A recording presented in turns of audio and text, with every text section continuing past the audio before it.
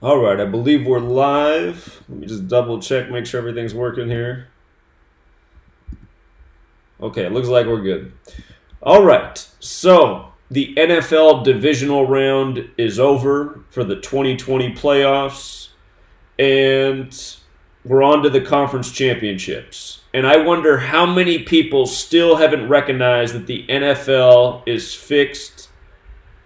No different than the WWE. And again, everyone should have caught on to that when Andrew Luck retired this offseason on Vince McMahon's birthday, the CEO of the WWE. Vince McMahon has the new XFL league.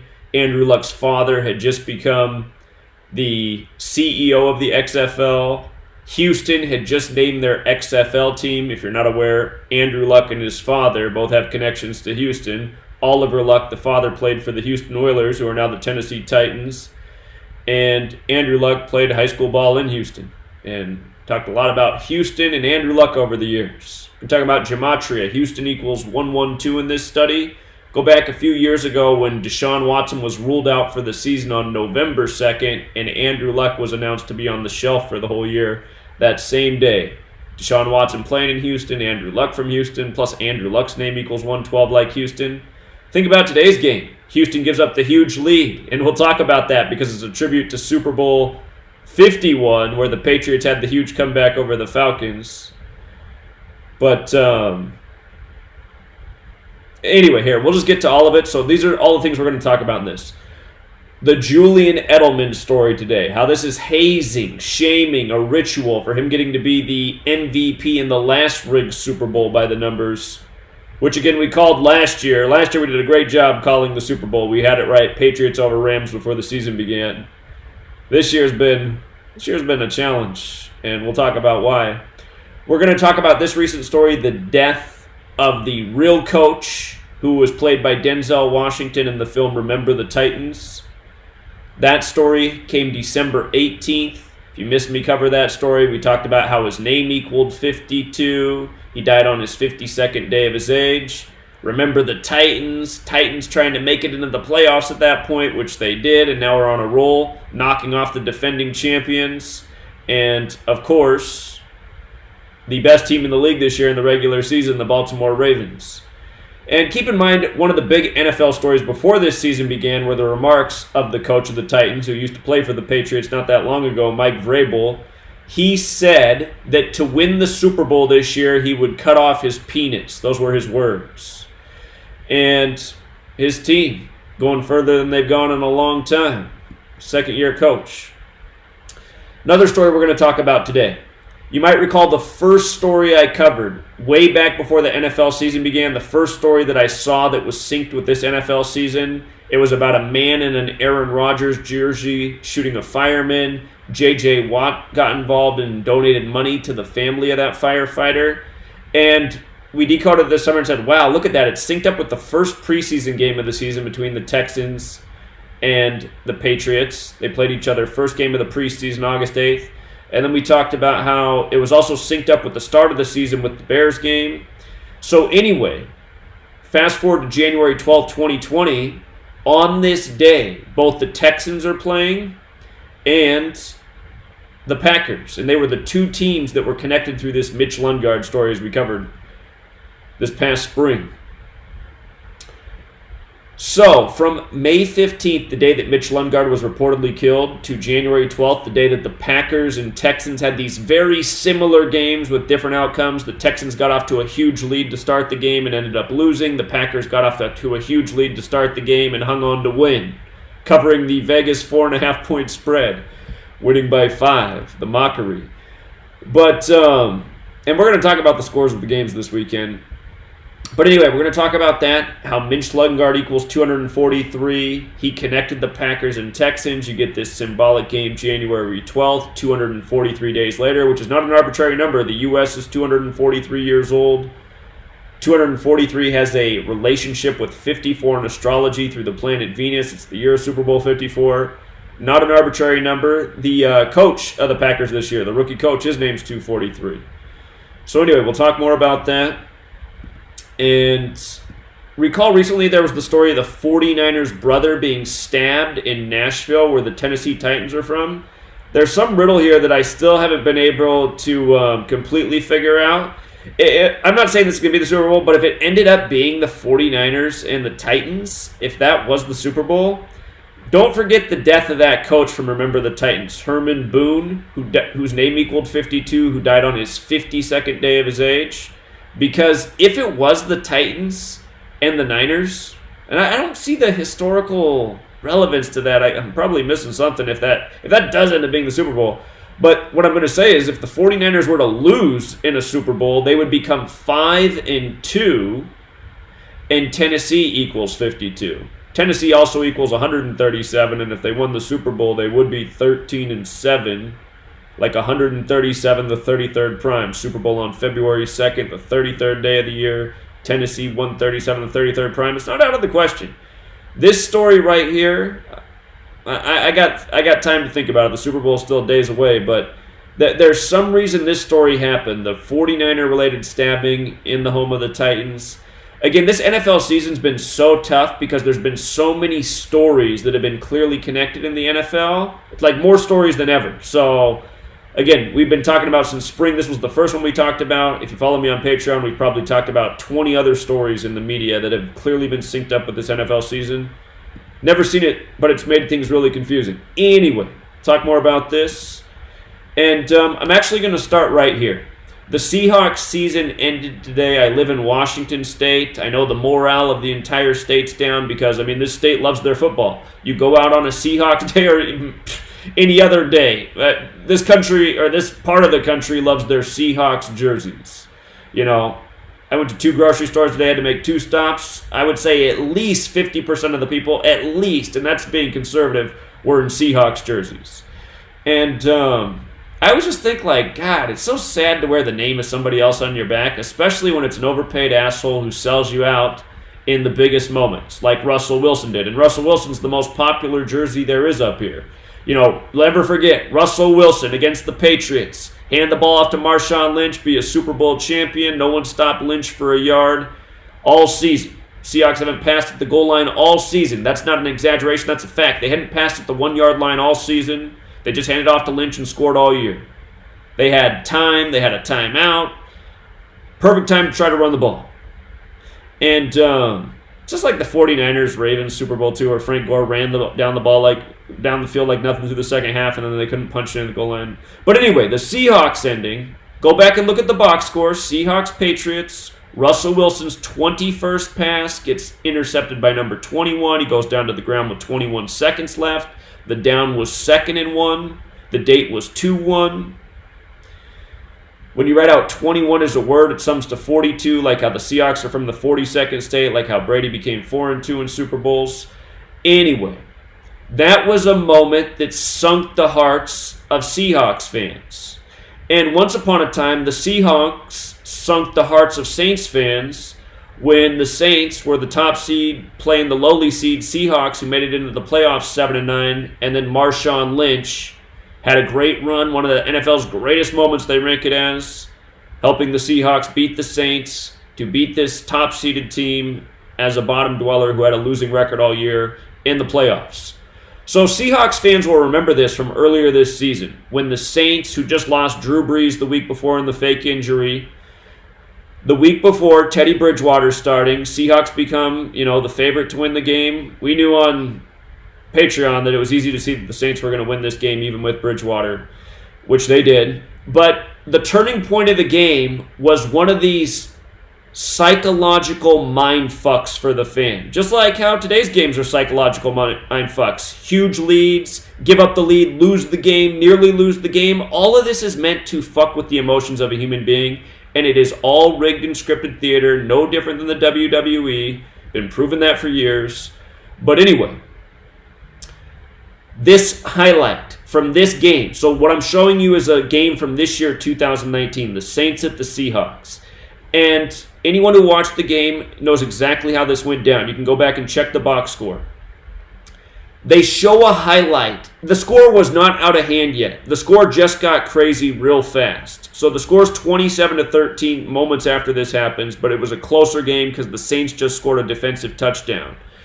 But anyway, the Seahawks they show the highlight of Marshawn Lynch's great run against the Saints. It's this great moment. And as soon as that highlight ends, and I mean as soon, like perfect editing, as soon as the highlight ends, the ball's just being snapped from Russell Wilson to the running back. I believe it was Carson who was running at the time. I might be mistaken because they used a few running backs. I think it was Carson.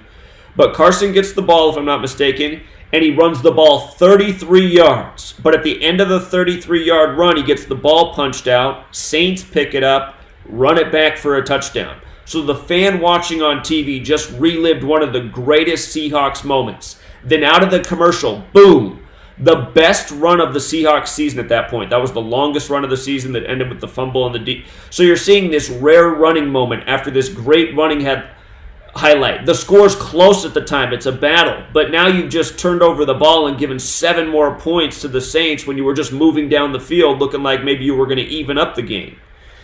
And so anyway, if you had monitors and sensors hooked up to a fan and could see their brain juice and their adrenaline and their heart rate and everything, you would just see the massive fluctuation and the difference, and from the euphoria to the frustration.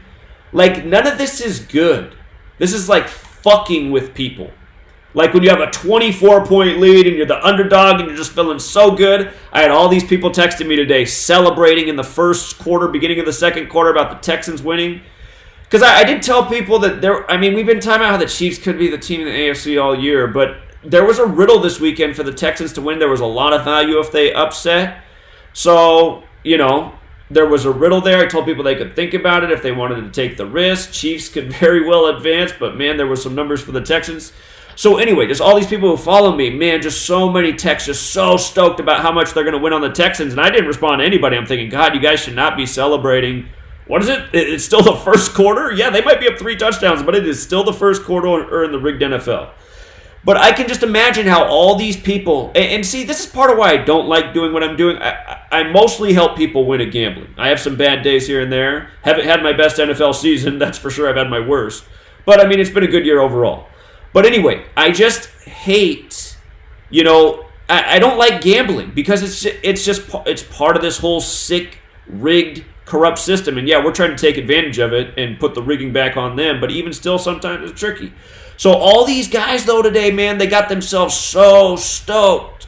They'd already won in the first quarter. And I didn't hear it in text message after they lost. All these people I just know are feeling like shit, right? And just for people who don't even gamble, it's the same fucking thing, because you're just feeling so, how are we going to lose? We're up 24 points. And then you get your fucking ass kicked, 51-31. It's just like the rigged Super Bowl that the Houston Texans hosted. Houston Texans equals 51. They hosted Super Bowl 51. Divisional equals 51. It was the number of the weekend in all the games. Tannehill got his 51st win, upsetting the Ravens. The 49ers became 5-1 versus the Vikings. 51 points in the Houston Texans-Chiefs game, and 51 combined points in the Seahawks game, which we'll talk more about all of it. But, it's even trying to beat this beast system, which you can. It takes a lot of hard work. It's God, it's better to just not be involved with it. I can't stand to watch any of these games. The only reason I even know anything about what happened in the games is just from while working, keeping in the background the scores of the games, and also getting the feedback from the people who are texting me about what's going on. But anyway, to talk about today's mindfuck games, which they were, the Chiefs comeback in the WWE NFL. Think about Mahomes doing his commercials next to Rodgers, who does the whole belt thing, the WWE belt thing. And then the Packers game being very similar. Again, it's all perfectly scripted theater, so let's just go through it. Let's start with Julian Edelman. Let's go to Julian Edelman being the face of the news on January 12th on this big NFL Sunday. Julian Edelman arrested in Beverly Hills. Probably just got done shooting his latest commercial or advertisement/movie. That's what most Hollywood movies are now, aren't they? It's more like advertisements and product placement and just nothing worth listening to or consuming. It's just, we live in the age of absolute garbage. Just everything is just more fucking bullshit than it's ever been. Sports have never been dumber. What was this past baseball season? The season of the team's up 5 runs in the bottom of the 9th and can't hang on to it because no one can close the fucking game all of a sudden. Because we have a new MLB commissioner who wants more runs. All of a sudden, nobody knows how to pitch anymore. You can't rig baseball. You can't rig sports. I mean, the people who say this shit, it's like, have you ever crawled out from under your rock where you must just have sports on and nothing else? Why don't you pick up a history book and see how long sports have been rigged for? Going back to the time of Rome. You know? It's just, it's a joke. And if you can't see that sports are a joke, it really means you're in a fucking coma. So work on that first of all. But if you can't see that sports are rigged, and you actually pay attention to the stuff I'm about to show you, the stuff that's caused us to, you know, dominate the world of rigged sports. You know, a lot of people won a ton of money on the World Series this year, even though I had a rough baseball season too, but I figured out the World Series, who was going to beat who, and likely in Game 7, Nationals over Astros. And we won huge on that because we got the odds when it was good, and then when the Nationals were down by 2 games, down 3-2, and had to play 2 in Houston, there was huge odds for them to come back and win. So it was like we won twice huge understanding this rigged system. And I even gave you guys that Nationals-Astros thing for free on my main news channel.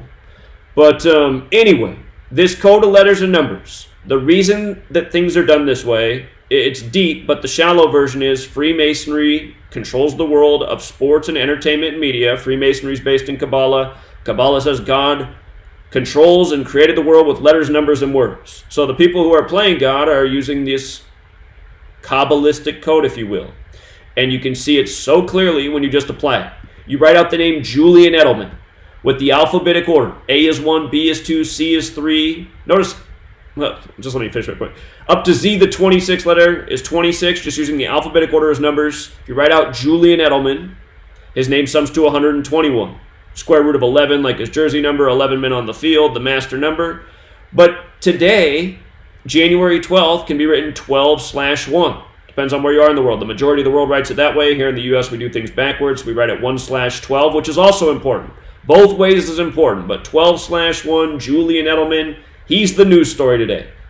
Arrested in Beverly Hills. You know, Mr. Hollywood. The NFL is Hollywood. It's athletic Hollywood with zebras keeping the real life, you know, Hollywood play theatrical performance in line. That's what the NFL is. Wearing that black and white like those Masonic lodges. But anyway, Masonry credited with American football, Walter Camp, just like baseball's credited with Freemasonry, Abner Doubleday.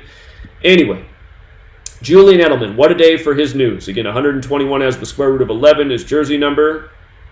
Remember, he was the MVP of the Super Bowl last year. Little Julian Edelman, who's always wide open with Tom Brady, who always has all day in the pocket. People can't see through this rigged crap.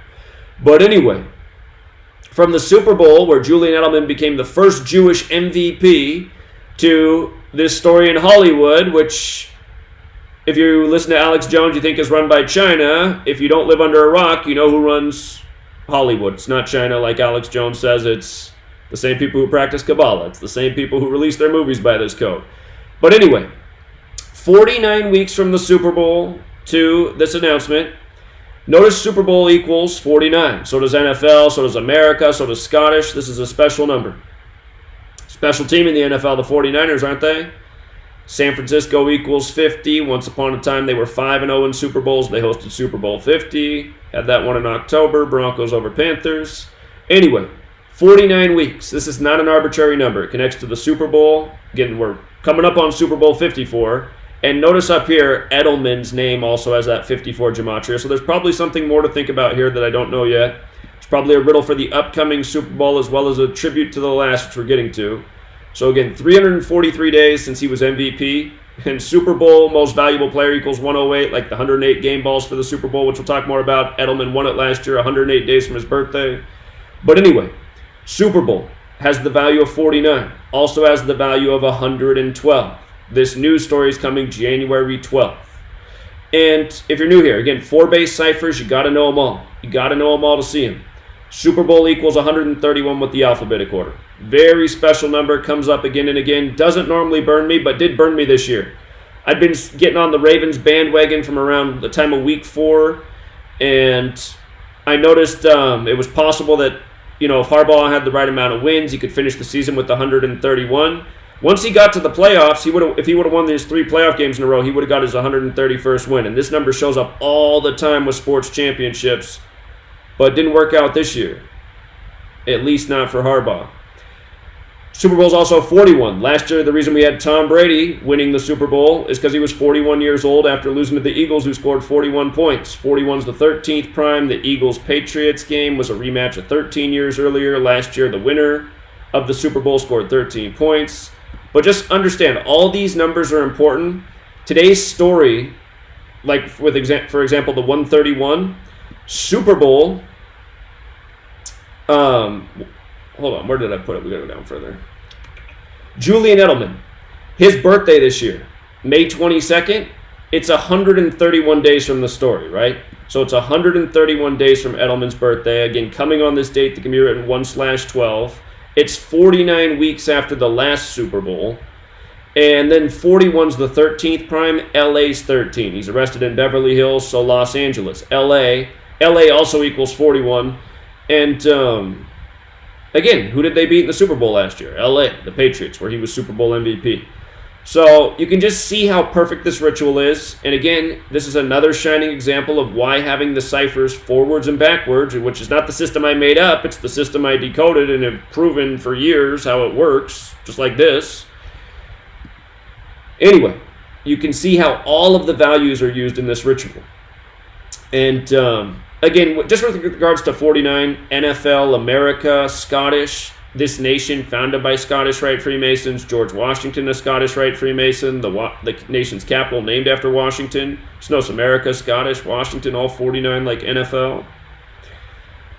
The Masons, they're real big on Pythagoras. He's considered to have one of the first secret societies of the world that taught about knowledge and mathematics. Pythagoras, 49. Mathematics equals 112 and 49. The Masons logo, the compass with the square with the capital G. The capital G and the instruments of geometry and mathematics, that's what the G is about, geometry. Gematria means geometry and language. That's the practice of coding numbers into words, which is a Masonic language. Again, just using the alphabetic order. Masonic 74, English is 74, Gematria is 74, Occult 74, Jewish is 74. Again, this comes from Jewish mysticism, Kabbalah. Holidays 74, Independence Day 74. Think about it, 7-4. Anyway, the Scottish Rite compass out of France is set at 47 degrees in tribute to the 47th problem of Euclid. France equals 47, so does DC, so does government, so does authority, so does Republican, so does Democrat. DC, the Scottish Rite city, was laid out by the French Scottish Rite Freemason L'Enfant. And president equals 47, White House 47. The word foundation equals 47. The 47 degrees, again, are in tribute to the 47th problem of Euclid, which is about how to establish foundation for a structure. The first Super Bowl season, where the Packers with the capital G on their helmet beat the Chiefs. That was the 47th season of the NFL. Super Bowl I was the 47th season of the NFL. Not arbitrary. Doing it by the code. Now check this out. Euclid. This is in tribute to the 47th problem of Euclid, who was a Greek mathematician, a geometer. Euclid equals 108. Notice geometry with the alphabetic order and reverse alphabetic order is 108. And notice that for every Super Bowl, they make 108 footballs. Just like on an American baseball, there's 108 double stitches, and Major League equals 108. In the year the Cubs won the World Series, in the 112th World Series, mathematics 112, geometry 108, Major League 108. In that year, they broke the 108-year drought. And consider Chicago, the tallest building. The Freemasons used to be the builders. The tallest building in Chicago, Willis Tower, is 108 stories tall. 108 double stitches means 216 stitches. 216, who did Chicago beat in the World Series? Cleveland, the 216 area code.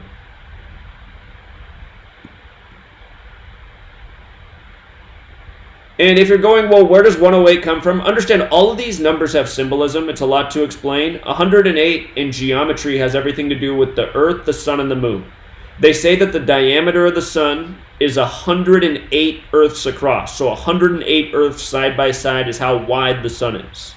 And they say the diameter of the Earth is 108 moons side by side. I haven't talked about this for a moment. I might be getting part of that backwards. No, I'm pretty sure that's right, though. But also they say that from the Earth to the Sun, that's 108. I got to revisit. Is it 108 suns? I think it's 108 suns side by side is the distance from the Earth to the Sun. If it's not that, it's 108 Earths, but I think it's 108 suns. So anyway, there's this mathematical relationship that connects the distance of the Earth, the Sun, and the Moon, and also the size of the objects. And they say that's how you get the perfect geometry for eclipses as we witness on Earth. So anyway, I'm going to go back and revisit those facts so next time I explain it is cleaner, but it's something, if I didn't say it exactly how it is, it's very close to that. So 108 Sun, Moon, Earth. Okay, so Julian Edelman getting hazed. Today has 33 date numerology. He's 33 years old. Hollywood's 33. Massachusetts is 33, home of the Patriots. Tom's 33. Think about how this is Tom's favorite receiver with the modern era of the Patriots. And today's the 12th. Tom Brady's number 12.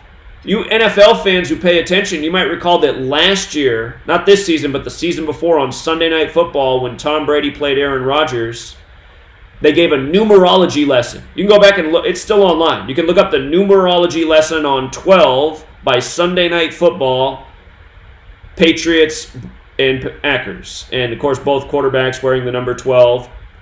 S and F equals 12. Tom also equals 12. Aaron Rodgers doesn't have any connection to 12 besides his jersey number like Tom.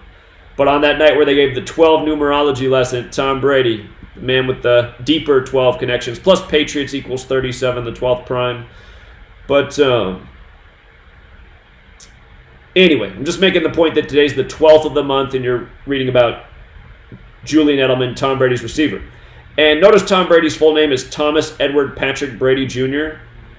From his birthday to this story is 163 days. Thomas Edward Patrick Brady Jr., 163. You know, what are the odds? And that's the 38th prime, and I forgot to put it up here. I think it's the word haze that equals 38. If it's not haze, it's hazing. I guess it's hazing. Hazing has that gematria 38. I see that show up sometimes in these rituals, and I wonder if that's what it's about. Is it about hazing? Because all of this seems like a form of hazing. You know, you get to be the champion, you get to be the Super Bowl MVP by the numbers. Now as the next Super Bowl rolls around, you got the 54 name connection, and you're getting, like, humiliated. And, again, it's likely a riddle for who's to be in the game. You know, I'm having trouble connecting dots this season. I don't know why. So, for people who've been following all year on Patreon, April 13th is typically the 103rd day of the year. It is a leap year this year, so it's technically the 104th day, but it's normally the 103rd day of the year. And all year we've documented just riddle after riddle after riddle with 103. It began at the start of the season. The first game was 103 days from the death of Bart Starr. Packers NFL MVP quarterback, Super Bowl I when they beat the Chiefs.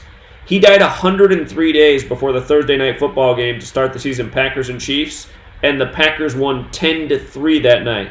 Then a couple games later, Rodgers got his 103rd win of the season over the Broncos. Broncos is 103. There was something in the game before, but I forget because I'm going off the top of my head. I think Mahomes either became 10-3 at home or 10-3 away this season against the Broncos.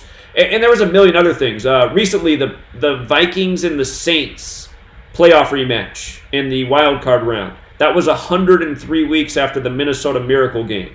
It's just been 103 all throughout the season. The word Scottish equals 103 is in the Scottish Rite of Freemasonry. It's also the 27th prime. Miami equals 27. Again, the Super Bowl's in Miami. If the AFC were to win, they would tie the NFC with 27 Super Bowls. And one of the storylines all year has been that Mike Vrabel said he would cut off his penis to win the Super Bowl. Both the words penis and dick happen to sum to 27. So as the Titans get closer and closer, I just keep wondering, you know, how serious was that story? And in a way, I guess it's kind of got a sick symbolism to it, too, with all the transgender stuff. It's like the other year we were able to call Gonzaga losing to North Carolina. That was the year of the bathroom bill in the Carolinas where they took away the All-Star game. And I said, look for the Carolina teams to do well. They took away the All-Star game because North Carolina went against that legislation that was going to let the trannies use whatever bathroom they wanted. And then the national media is like, oh, that's so rude to not let the trannies use whatever bathroom they want to use. No All-Star game for you. It's like, really? I mean, do you really want like to let your 10-year-old kid go into the bathroom in the mall? And she's a little girl, and then in comes behind her like a male transgender. I mean, isn't that weird? No All-Star game for you for that kind of logic. But anyway, that year we called that dead on, and the South Carolina Gamecocks women's team won the women's championship. And again, they referred to that team as the Lady Cocks all throughout the tournament. And I was like, okay, we've been talking about how this is connected to the bathroom bill. By the way, bathroom bill equals 71, like Gonzaga Bulldogs, like March Madness, like Catholic. That year, the bracket came out on the 71st day of the year. But anyway, we knew that 71 was going to be a big theme. And North Carolina beat Gonzaga with 71 points in that tournament. Just like how the numbers we talked about this past year with Virginia winning the championship, the numbers we talked about in February with that ended up being the exact numbers in the box score, 59 and 85. I think Virginia scored 85 points on 59 shots, and those were the exact numbers coded into the lieutenant governor story where he raped a woman at Duke before Virginia played Duke, and it was all synced up with the championship date. I think it was 59 days before the championship. But anyway, college and pro, it's all done by this code. And sometimes I think there might be, I mean, as dumb as it might sound, sometimes I think could be a magical element. When I watched Virginia in the college championship, they should have been eliminated in the Elite Eight, if I remember right. There was some game where they had a miracle ending to win. I was like, how do you script that? I mean, But anyway, coming back to this, Edelman, this big ritual by the numbers, again, 131 days from his birthday on 1/12. Super Bowl 131, 112. It's also 49. It's 49 weeks after he was Super Bowl MVP. And just to remind people, last year it was really easy to call the Super Bowl. It was obvious it was going to be scripted around Tom Brady at 41 years old, because again, Super Bowl's 41. He just lost to the Eagles with 41 points, the 13th prime in the rematch of 13 years earlier, where it was all about the flag with the 13 stripes. Remember that year we had it called at the end of September that it was going to be Patriots and Eagles. This year, haven't had that same kind of success because, man, this year's been tough. But anyway, last year was easy. 53 is a big number with the NFL. 53-man roster, 53 and 1/3 yard wide field. The shape of the football is the Vesica Piscis, which equals 53. And you had a perfect riddle with the Patriots in Los Angeles. Both 53 teams, top teams. There's a whole bunch more to it, but just remember the score last year. Only 16 points. 53 is the 16th prime. Brady got his 6th ring when you write out 6 at 16. The score was 13-3, just like the top 4 teams in the NFL this year were 13-3. Just like the top 4 teams were the year of Super Bowl 52, too. Realize there's symbolism to these numbers. 13-3 score in the Super Bowl, like 133 football's 133. LA goes down with 13. NFL's 13. Tom Brady was 41. Again, 41's the 13th prime. Super Bowl's 41. LA, who they beat's 13 and 41, and 13's the 6th prime. Brady got his 6th ring. 13's also the 7th Fibonacci number. Belichick got his 7th Super Bowl ring. And he got it in the Atlanta building at age 66. His 6th championship with the Patriots, just like how Nick Saban got his 6th championship in that Atlanta building at age 66. Sony Michel. So many things. And don't forget that when Nick Saban got his 6th, it was on a 41-yard pass play from number 13, Tua, who came in and replaced, what's his name? I can't think of his name right now. Jalen Hurts. Number 13 throws a 41-yard touchdown to give Saban his 6th win. And I think the receiver who caught it was number 6 for Alabama. By the way, Alabama equals 13, too. Donald Trump announced that year on January 3rd he'd be going to the game. For anyone who's asking about the Clemson College Championship, I gave you guys that one back in July. Anyway, don't forget last year when Tom Brady won the Super Bowl and became 6-3 in Super Bowls, it was his 307th career game. 307's the 63rd prime. 63rd prime, like 6-3 in Super Bowls. That game was in Mercedes-Benz Stadium, 307. Freemason and Jewish Gematria's 307. Freemasonics, 63. That's what these are. These are Freemasonic rituals. Perfectly scripted and planned. Tom Brady, the Patriots, right after 9/11 and the Patriot Act.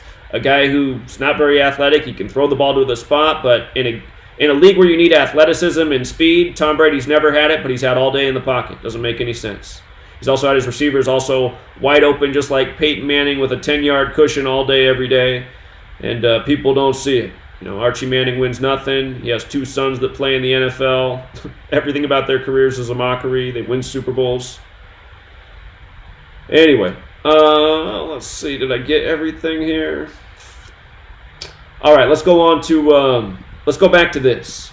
Notice all mainstream media, when they covered this story of Herman Boone, again, this was the real-life coach from the film Remember the Titans. He died December 18th, right before the playoffs got rolling, and the Titans have been the biggest story of these playoffs. And I'll tell you something about the Titans right now. This is something we've talked about all year. There's only 5 teams in the NFL that have a connection to 54. There's 32 teams, 5 that have a connection to 54.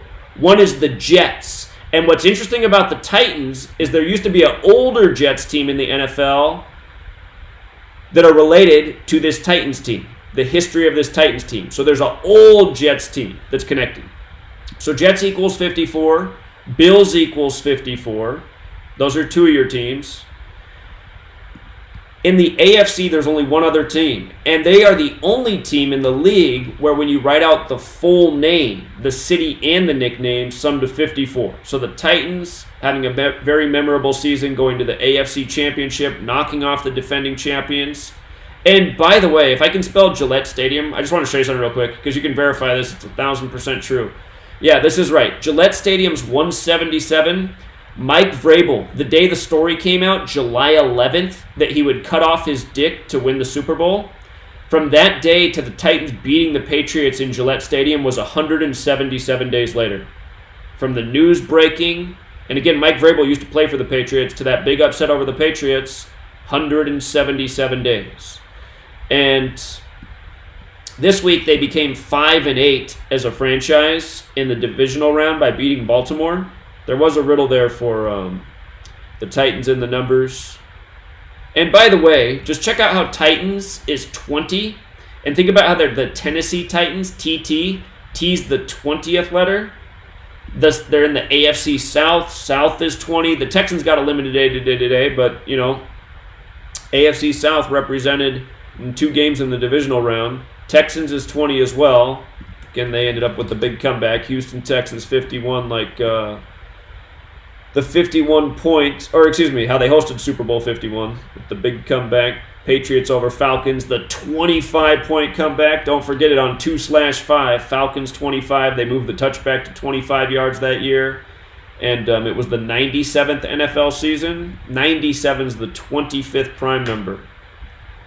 So in the 97th season, they make the touchback, 25 yards. They have the Super Bowl on 2-5. The Falcons go down in a 25-point comeback. Again, it's the same stuff year after year. But coming back to Herman Boone,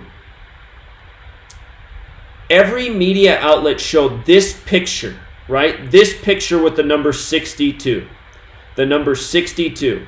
And you have to realize, there's other pictures of this guy. Why is every media outlet going with this one picture and a story about his death? If you follow my work, you know I talk about sacrifice and 62 all the time.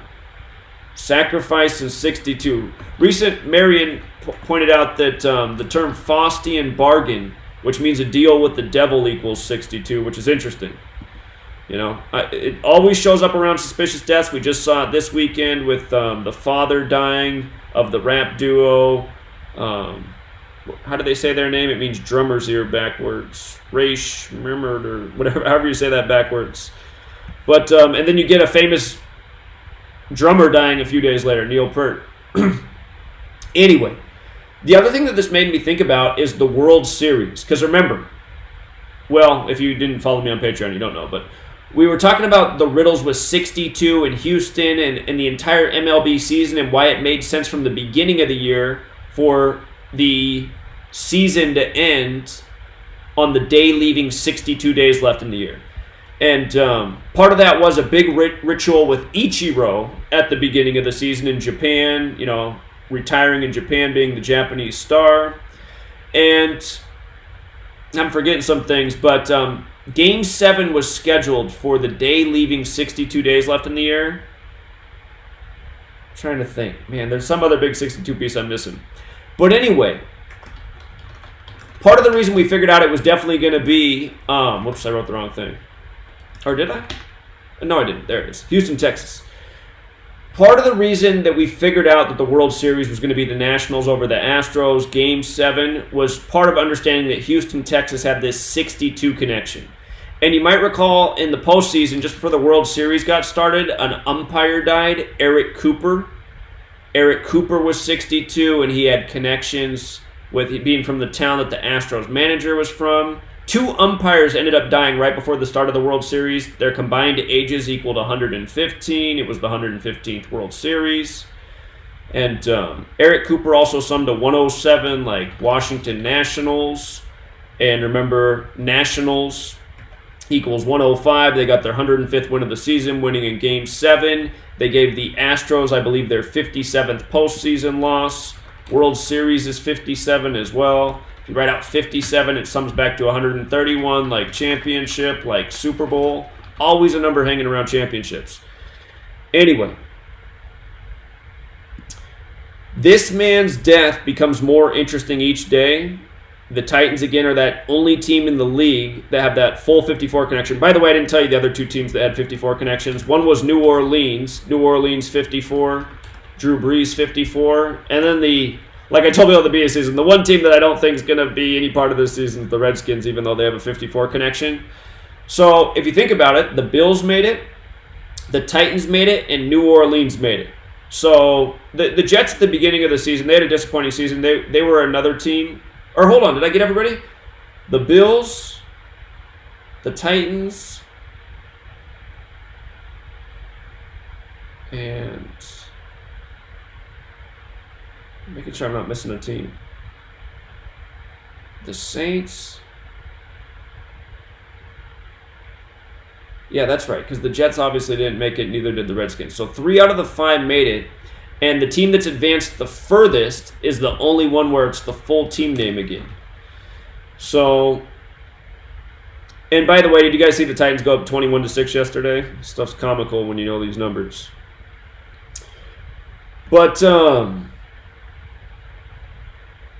again, this man's death, December 18th, just before the start of the playoffs.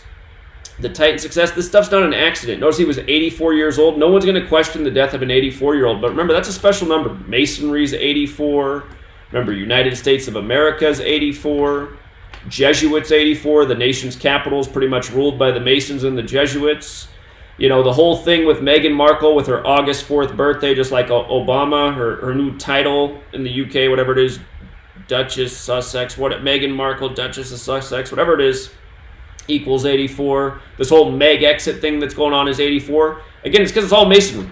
It's all masonry. It's all doing riddles by this code. So NFL's game, America's game, this man, you know, dead at this. And the thing is, also, there's something to dying on December 18th. Again, this man died on his 52nd day of his age. His name, Herman Boone, equals 52. And it was also 1 month and 21 days. Blood sacrifices 121. 7 weeks and 3 days. Sacrifices 73. I mean, there's all sorts of things here. Plus the 62 in the picture, another sacrifice number. You know, dying on December 18th, not only did it have that number connection, but just that date alone. In numerology, 18 is 9, and 12 is 3. 1 plus 8, the digits of 18 is 9. The digits of 12, 1 plus 2 is 3. So December 18th, that date can be expressed as 9-3 in numerology, which represents Saturn, which is the keeper of time, which has to do with death and judgment. So there's just all sorts of symbolism there. And again, Titans, even if the Titans lost in the AFC Championship, they've still done more than anyone expected them to do. Even if you don't win the Super Bowl, this is still a great season as a fan. Man, we were good that year. We beat the Patriots. We beat the best Ravens, top seed. You know, it's already a great accomplishment. But it could go further. It's possible. They're going to owe some people some money if the Titans win the Super Bowl. That's the thing, because they had huge odds even before this weekend. I think you could have bet the Titans before this weekend at 40-1 odds to win the Super Bowl, if I'm not mistaken. So, anyway, this stuff, gross stuff. Now here, let's go back to this story. Let's talk about, again, the May 15th shooting of Mitch Lundgaard by the man in the Aaron Rodgers jersey, which caused J.J. Watt to give money to the family of the victims. Again, this story happened May 15th, supposedly 243 days before these big games for the Texans and the Packers, who both played today. 243 days later, the victim's name, Mitch Lundgaard, 243. So just to go back over details of this story. Again, this is why you got to know the cipher both ways. Mitch Lundgaard was killed by a man in an Aaron Rodgers jersey. This was part of the story. Aaron Rodgers, Mitch Lundgaard, perfect overlap. And notice that 63. If you've never watched my video, if you've never watched this video, if you go to YouTube and type in Zachary K. Hubbard, Aaron Rodgers, I bet that brings it up. Let's just see. Yeah, this is the one right here. It's funny that clip's 5 minutes and 4 seconds. That's funny. Huh.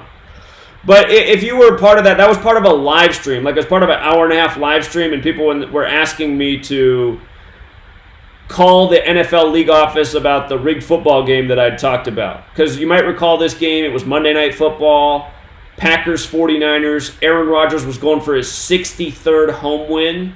He might have been playing C.J. Beathard that night. Go back and look at that. But Aaron Rodgers was going for his 63rd home win. And it was a date with 63 numerology, and Aaron Rodgers equals 63. And again, Aaron Rodgers grew up as a 49er fan. He played at Cal. He came out of college early because the Niners had the number 1 pick, and he thought he'd go number 1 overall, but instead they took Alex Smith. Supposedly Mike McCarthy liked Alex Smith more than Aaron Rodgers. He gets Alex Smith, then he becomes the head coach of the Packers, and he has Aaron Rodgers, and you're like, really? Really? This looks like a bunch of bullshit. Because obviously Aaron Rodgers, I mean, Alex Smith might be the better athlete, but Aaron Rodgers has the better ball talent. I mean, I don't need to say anymore. Anyway, and every 49er fan thought that the Niners were going to take Aaron Rodgers instead of Alex Smith. Alex Smith was the kid out of Utah, not the local product. You know, anyway, Alex Smith equals 111 in Gematria. 111, number 1 pick. I think that's part of it. Anyway.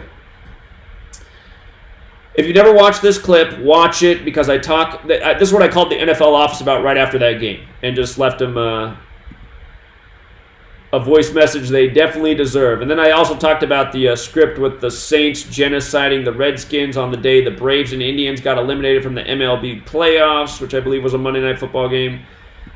Anyway, Aaron Rodgers jersey killer of Mitch Lundgaard, which brings J.J. Watt, the hero, to the table. So the name Mitch Lundgaard in reverse is 243, like the new coach of the Packers this year, Matthew Patrick LaFleur. And Rambo caught earlier this year this relationship between 243 and 54 through Venus. And we saw this, the first ritual we saw this NFL season, here, I'll just pull this up so you don't have to take my word for it, but it was the receivers coach Daryl Drake, who died August 11th, which is the establishment date of the Packers. The Steelers receiver coach died on August 11th, 243 days after his own birthday. Notice he was 62 years old. This is what I'm talking about, was 62 in sacrifice. But he died on August 11th, which was a date fitting for death. But this was the thing. From his birthday to his death was 243 days, right? And this was like right after Rambo had connected the 243 and 54 thing.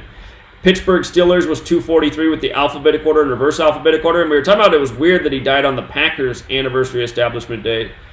But died on the date with 58 numerology, Pittsburgh.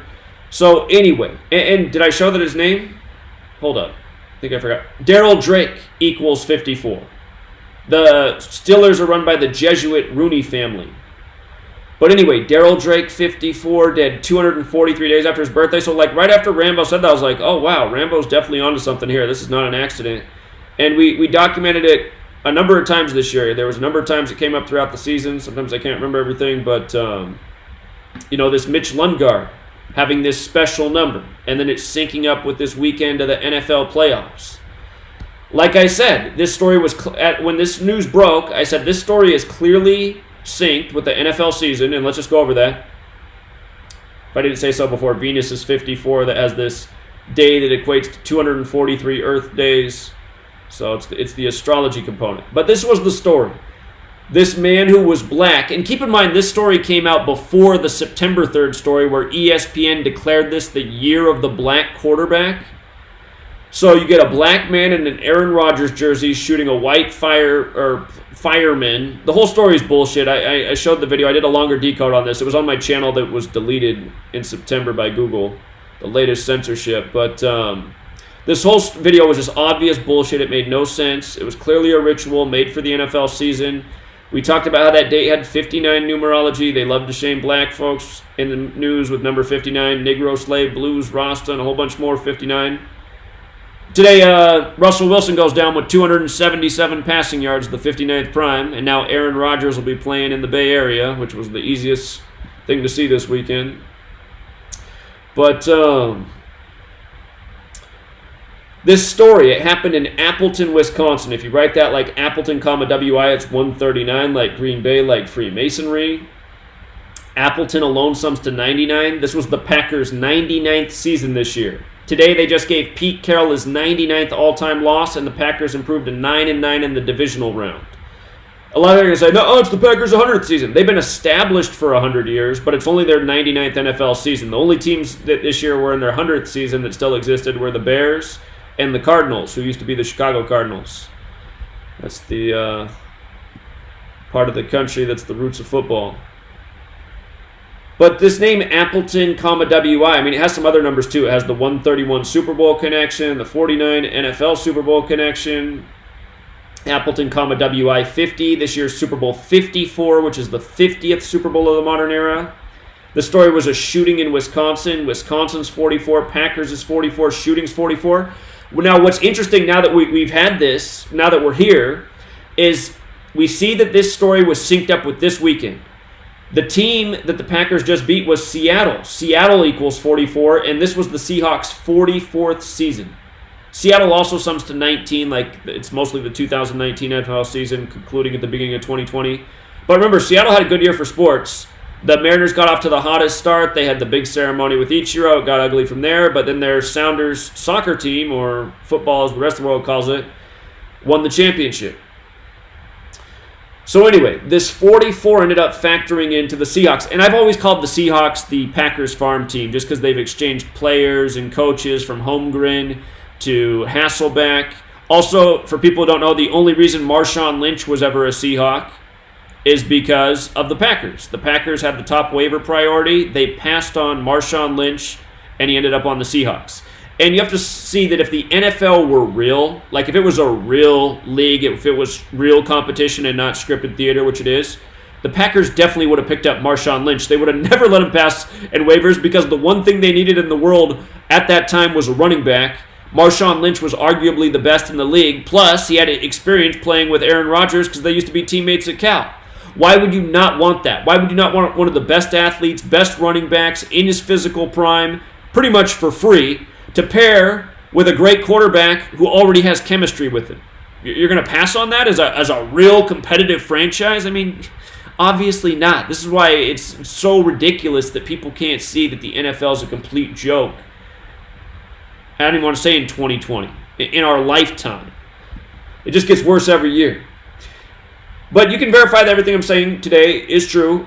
If you actually, here, I'll show you something about 44. This is 100% true. If you write out 44, it sums to 144 with the alphabetic order and 99 with the reverse. If you look up Pete Carroll's stats, here, let's see if it might not be updated yet. They might need to give him his 99th loss. But, because sometimes it waits until the next day, this site, to put the stats in. But Pete Carroll came into this game. Yeah, they haven't put it in yet. So you see how he has 133 wins in the regular season? He has 11 in the playoffs. So he stayed on 144 wins today. And he came in with 90 losses in the regular season and 8 in the postseason. He picked up his 9th postseason loss today, so his 99th total. Notice, Seahawks 44th season. When you write out 44, it's 144, it's 99. It's also 54 like the year of the Super Bowl. Russell Wilson, like I told people in the beginning of the year, I said it's going to be a special year for Russell Wilson. I said I don't see a Super Bowl, but I see a great season for him. He's been considered one of the top candidates for MVP this year. But what I saw about Wilson this year was the 54, and that he began the season against Cincinnati, which is the city he was born in. And Anyway, he went out by the numbers today. He became 4-4 versus the Packers. Again, when you write out Packers, it's 44. When you write out Wisconsin, it's 44. This story was connected to the shooting, 44. Seattle's 44. Again, it's the Seahawks' 44th season. And I got to check my notes, but there was some 82 that came up if the Seahawks lost today. Just like how when Pete Carroll became the winningest coach in Seattle history, passing Mike Holmgren, who used to be the Packers coach, right after Pete Carroll got his 82nd win, I think it was the next day or 2 days later at the most, that's when Paul Allen, the owner of the team, died. Mr. Seattle, Paul Allen, who also owns the Blazers. And I think Portland Trail Blazers equals 82 as well. Or maybe it's just Trail Blazers alone. What is it? Trail Blazers alone is 82. Yeah, I just remember that from right after Carroll became the winningest coach in Seattle history. And realized Pete Carroll's coached for a few teams. The Jets, the Patriots. New England Patriots is 82 now that I think about it as well. What's with Pete Carroll in 82? Hold on. Got to think about that one more. But right after he got that 82nd win, the winningest coach, Paul Allen did. And Paul Allen had been rumored to be in ill health for like 20 years. I know because I live up here. I'm from Portland, lived most of my life in Seattle. But anyway, Pete Carroll's record just becomes so perfect. And the Packers became 9-9 in the divisional round. Again, for people wondering how you verify these types of things, there's stats like mcube.net. And if you go to NFL and you find the team you're looking for, so I'm talking about the Green Bay Packers. Hold on, I need this bigger one. If you go to the Green Bay Packers, let's see, here we go. And you go to playoffs. And realize this, MCube does not update any of their playoff stuff until the playoffs are over. So like if you're a sport that has a bunch of playoff games, like it's like the 8th game of the NBA playoffs, make sure you're not looking at this for current stats. You have to look at MCube before the playoffs start. But anyway, the Packers were 8-9 in this round of the playoffs before today. They just became 9-9 in their 99th NFL season. You see how that goes? And I think the Seahawks lost with 23 points, didn't they? That's the 9th prime number. For one more 9. Okay. What else? So the Packers played the Bears. And this game was 113 days after the shooting. The shooting story, again, the Aaron Rodgers jersey, J.J. Watt donates money. Scottish equals 113. And again, American football is credited to the Scottish Rite of Freemasonry. Their symbol, the capital G, should remind everybody of the Packers helmet. Especially when you realize that American football is credited to Walter Camp, the Scottish Rite Freemason. They said the shooter in this story was 47 years old. Let me see. Maybe it's down further. I know I got it here. Okay, so right here's the story. Yesterday at approximately 5:30 p.m., Appleton Police and fire personnel along with Gold Cross Ambulance responded to the 100 block of East Washington Street to assist a 47-year-old male who was arriving on a bus from outside the area. And that just makes me sick too, because the whole thing's staged, and you think about black history on the bus, and bus equals 42, the number coded all over black history, and they called this the year of the black quarterback. And this year in the NFL, for example, Lamar Jackson became the first team. Lamar Jackson and the Ravens, Baltimore, one of the blackest cities in the nation, became the first quarterback to clinch, or the first team to clinch a top seed exactly 42 days before the Super Bowl. Remember, only 2 quarterbacks have ever won the Super Bowl, both with 42 connections. The Redskins scored 42 points, and Seattle, with Russell Wilson, being from Washington, the 42nd state, won the Super Bowl, beating the Broncos. 42 coded all over black history. If you ever read my book, 18th chapter, all about it. But, yeah, it's just so sick, man. And just knowing this stuff staged and synced up with the season. So, anyway, other things we noticed, since the story brought together Green Bay and Houston, they both had the 77 connection. And we talked about how Bart Starr ended up dying 77 days before August 11th, the Packers' establishment anniversary. And I guess I can just show you that real quick. But where is it at? So Bart Starr died May 26th, 77 days before August 11th. Big number there with the Packers in their history, 77. Secret Society equals 77. Think about that with the Masons. in the capital G. But the first preseason game was against the Texans, and this game was 88 days from the supposed shooting May 15th. 88 days to the 8-8 game. And if you go back to that preseason game, you'll see that the first 2 touchdowns of the game were scored by the Packers. The first was the defensive touchdown, and the second was by Kaiser, the backup quarterback. Both of those men played at Notre Dame, which had the burning on April 15th in France, Scottish Rite, Freemasons, 47 degrees. But that defensive player, if you go back and look, I guarantee you this is 1,000% true. If you go back and look, you'll see that his name, Gematria, you take his full name, it equals 251 and 100. That was interesting. We document that right at the beginning because even the preseason gives you clues. This is the 100th NFL season, and 251 is the 54th prime number. So the first score on a defensive touchdown, which is weird to happen in the first place, it had this guy with the perfect numbers for the season. 251, 54th prime, again, 100th NFL season. By the way, when Marshawn Lynch just re-signed with the Seahawks, he played his first game with the Seahawks 251 days after his birthday, the 54th prime in the year of Super Bowl 54. Again, all these perfect rituals. But, yeah, so anyway, we knew this was something, and it ended up being part of the season's riddle. It connected perfectly with this weekend. And the Texans and Packers playing very similar games, both teams getting off to huge leads. But the Texans, and I think about this now, the Texans with the black quarterback blow the lead. And they blow it to who? They blow it to the lighter-skinned black quarterback who's in the commercial all year with Aaron Rodgers for State Farm. And notice State Farm equals 103, just like how the Packers won the first game of the season 10-3 over the Bears, 103 days after the death of Bart Starr. It was a span of 103 days. Okay. And again, just one more time about the C.J. Beathard thing. Remember, his brother was stabbed, killed in Nashville, where the Titans play. And the stabbing was 36 days from C.J. Beathard's birthday, and his name's C.J. Beathard's 36. His family has history in the NFL.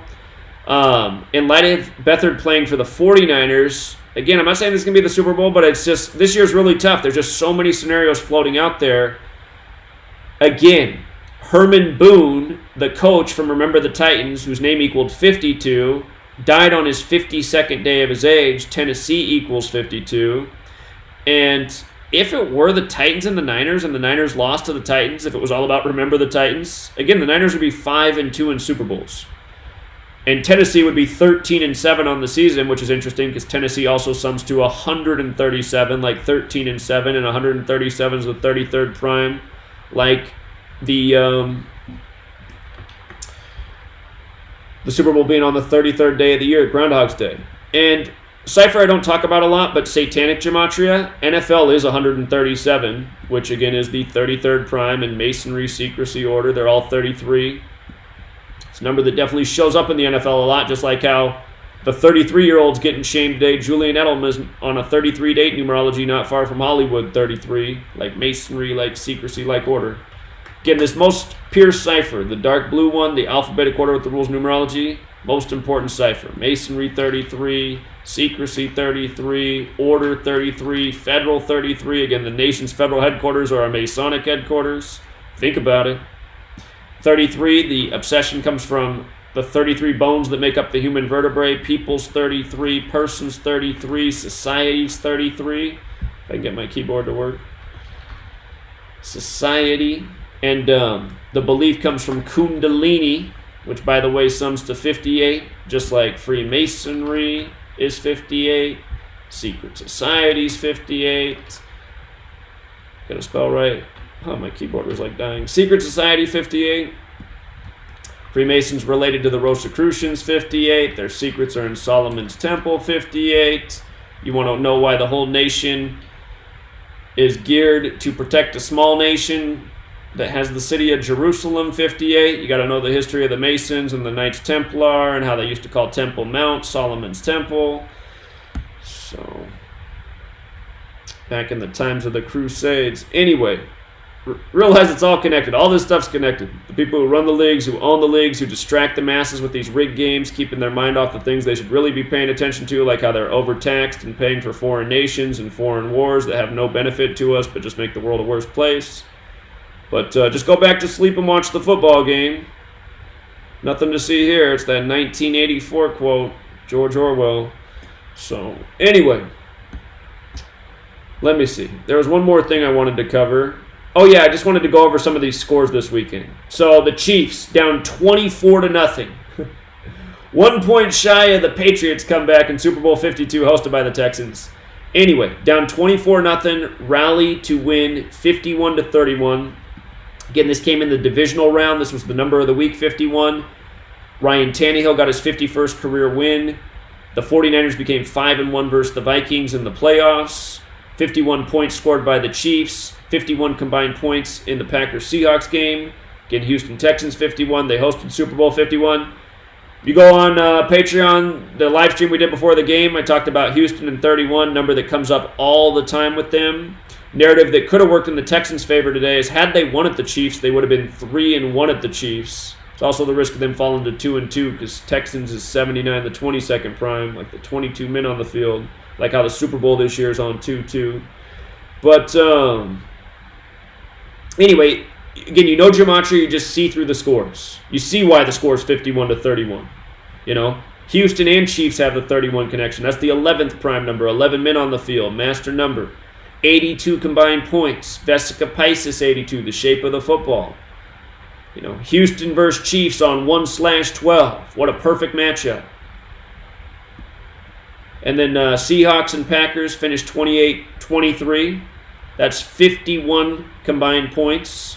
Divisional 51. Packers win with 28. You know, there's been riddles all year with 103, the 27th prime, and I've been thinking, like, is that the sign that the AFC is going to tie the NFC at 27 Super Bowls? But if the Packers end up in the big game, you got to think about it, because the Packers could win the 28th Super Bowl for the NFC. So they're just, this year is just so tough. Seahawks got that 51 connection. Again, the 99s played big. Pete Carroll got his 99th all-time loss. The Packers in their 99th season became 9-9 in the divisional round, and this game was synced up with the story in Wisconsin, the shooting that we talked about back in May and June. Appleton 99, and 99 ends up just being so perfectly encoded.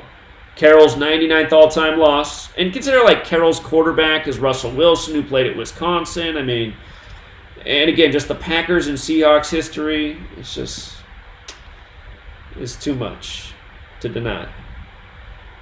And I guess I could talk about the games from yesterday, too, the scores. I know that there were 37 points in the 49ers and Vikings game, 27-10, 37 combined points. Game was in Santa Monica. Santa Clara, that's where it was. Santa Clara, my fault, getting my Santas mixed up. Santa's 27. Clemson last year dominated there in the college championship. And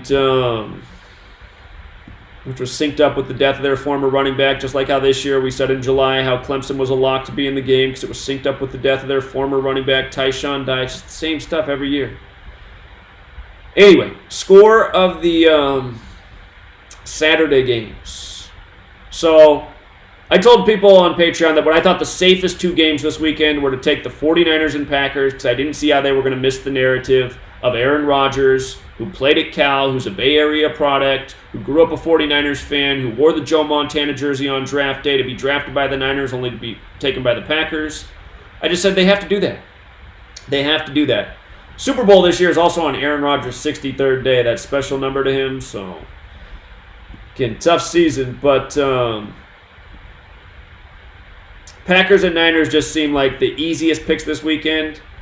Told people there was a good chance the Texans could upset the Chiefs. A lot of my people got too excited too early, but I told them, I said, temper your expectations because all year we've talked about how much sense the Chiefs could make in the Super Bowl.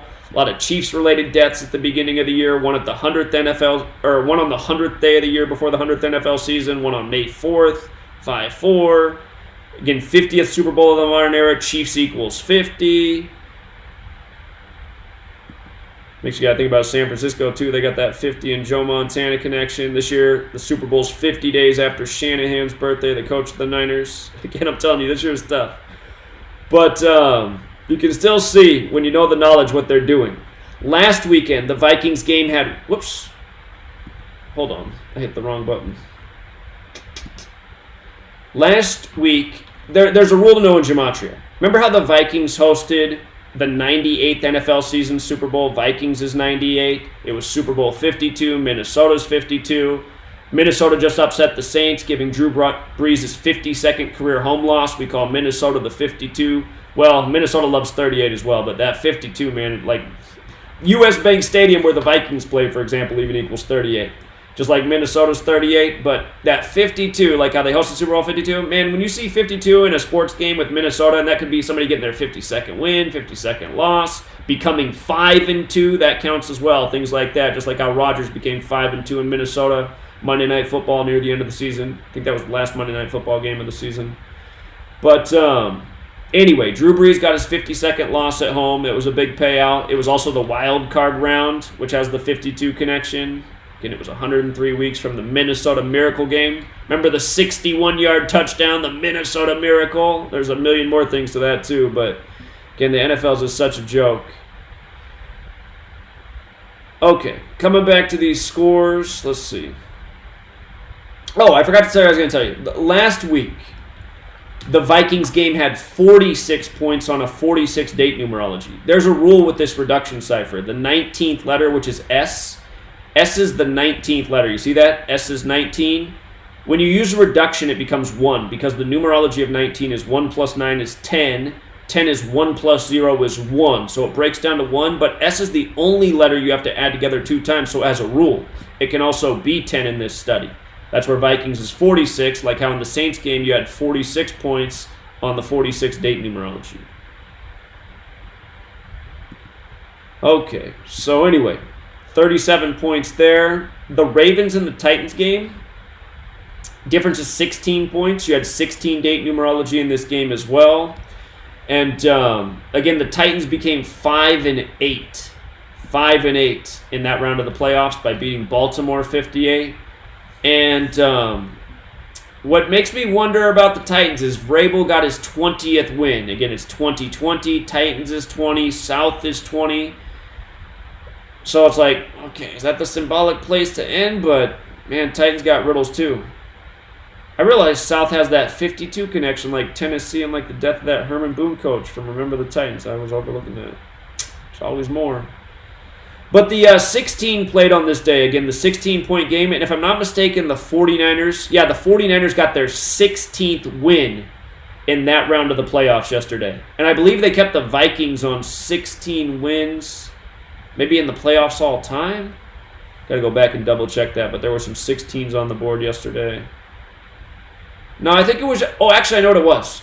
The 49ers did get their 16th win in the divisional round. It was actually this game where the 16s, I believe, didn't play. I think the Titans could have stayed on 16 playoff wins, and the Ravens could have got their 16th playoff win, but instead they lost by 16. So, again, you know the code. You can see through the riddles, but sometimes it's still hard to be certain about the outcome. Sometimes outcomes look really great. Like I told people this weekend, Packers and Niners look really great to play each other next week. And by the way, the Packers and Niners game next week, it'll be 57 days after they played in the regular season. 57 days. This was a big part of the reason I like this as well, beyond just the Rodgers and Bay Area thing. If you write out 57, it's 131. There's some other numbers that matter here too, but remember, championship number, 131. Championship's 131, and it's the NFC Championship, and Super Bowl's 131. So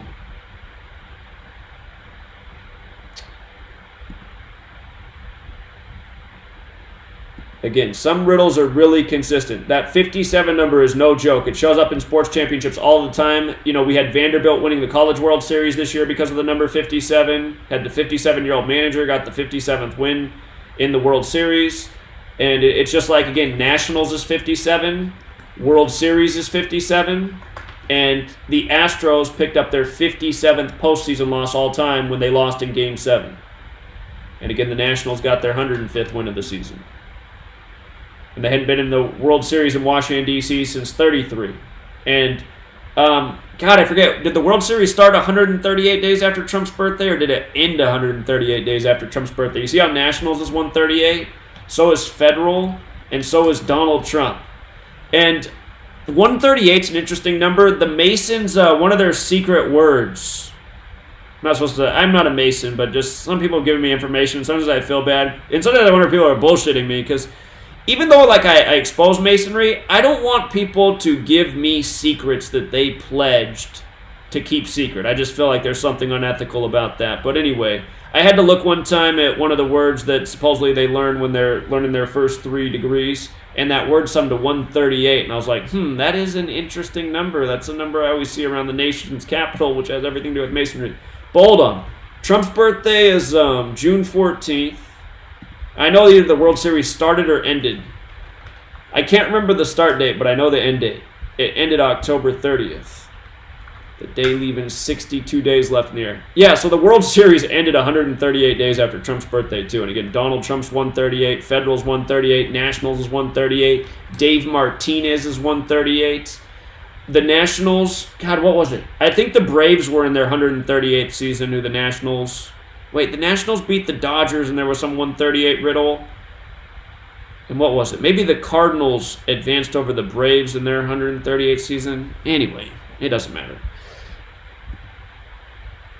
Okay, what more can I say? Let's see.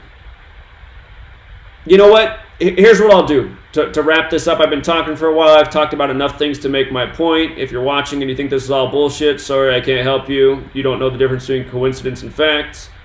And you know what else is a damn shame is that my channel's been deleted 20 times, because if it hadn't, there'd probably be at least 300,000 subscribers here, since I built the channel up twice to nearly 100,000 subscribers only to get deleted. You know, could be even better than that. You just never know. We've called so many damn things right. If we'd been able to keep all the predictions and videos up, which is over 6,000 videos that I've made since 2013, most of which have been deleted by Google. But anyway, if all of that was still up, I mean, there would be an awesome track record. And that's why I have a loyal following and people who pay for my information on Patreon.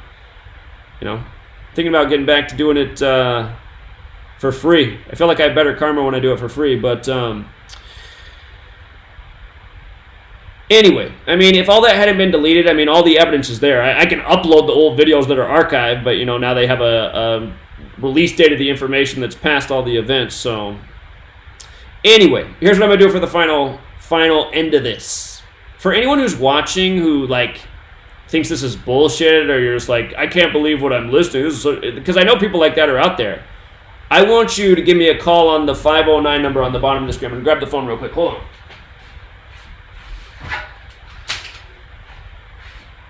And for all the people who've been calling all show, I see there's been quite a few calls. I didn't have the phone with me. It was charging, so. Anybody. Anyway, anyone who's out there watching who thinks, I'm just noticing, this is the kind of stuff that just makes me laugh. You see how they got number 17 up here, right? Who had a great game receiving, big stats, biggest plays of the game, huge first down in the end. 17 is the 7th prime number. The word Mason equals 17. Modern Freemasonry began in 1717. The G on the helmet is the 7th letter. 17's the 7th prime. Mason 17. You know, worshiping the G, the 7th letter, geometry, all the words that start with G. Anyway, you got that front and center of this shot they give you, which, I mean, it makes sense. He was kind of the star of the game. But look who they captured. Look at which photo they used where they captured this. This is the next most visible number, 57. And again, we just talked about that's the championship number. So the Packers are on their way to the championship game. 17 dancing in front of 57. And by the way, what is 57 plus 17? Is that 74? Masonic 74? Again, you look at the photos that ESPN chooses again and again, you see very repetitive numbers. What's up, Color? Hey, what's up, Zach? How you doing? Doing all right, man. A couple observations from today that you may want to be aware of already know. It was the first time ever that a team was down 20 in a playoff game and won by 20. Oh, I was going to say, okay, because, yeah, they won by so much. And that's just the complete joke. They got outscored 51-7. Right, so 58 points there. 2020. Another thing happened. We were talking about Dark Horse yesterday. Right. The Titans. Dark Horse has a perfect match in all 4 ciphers with Drew Brees. Okay, what's your thought on that? Well, I think the Titans are tied into Brees through Houston and his father being playing there.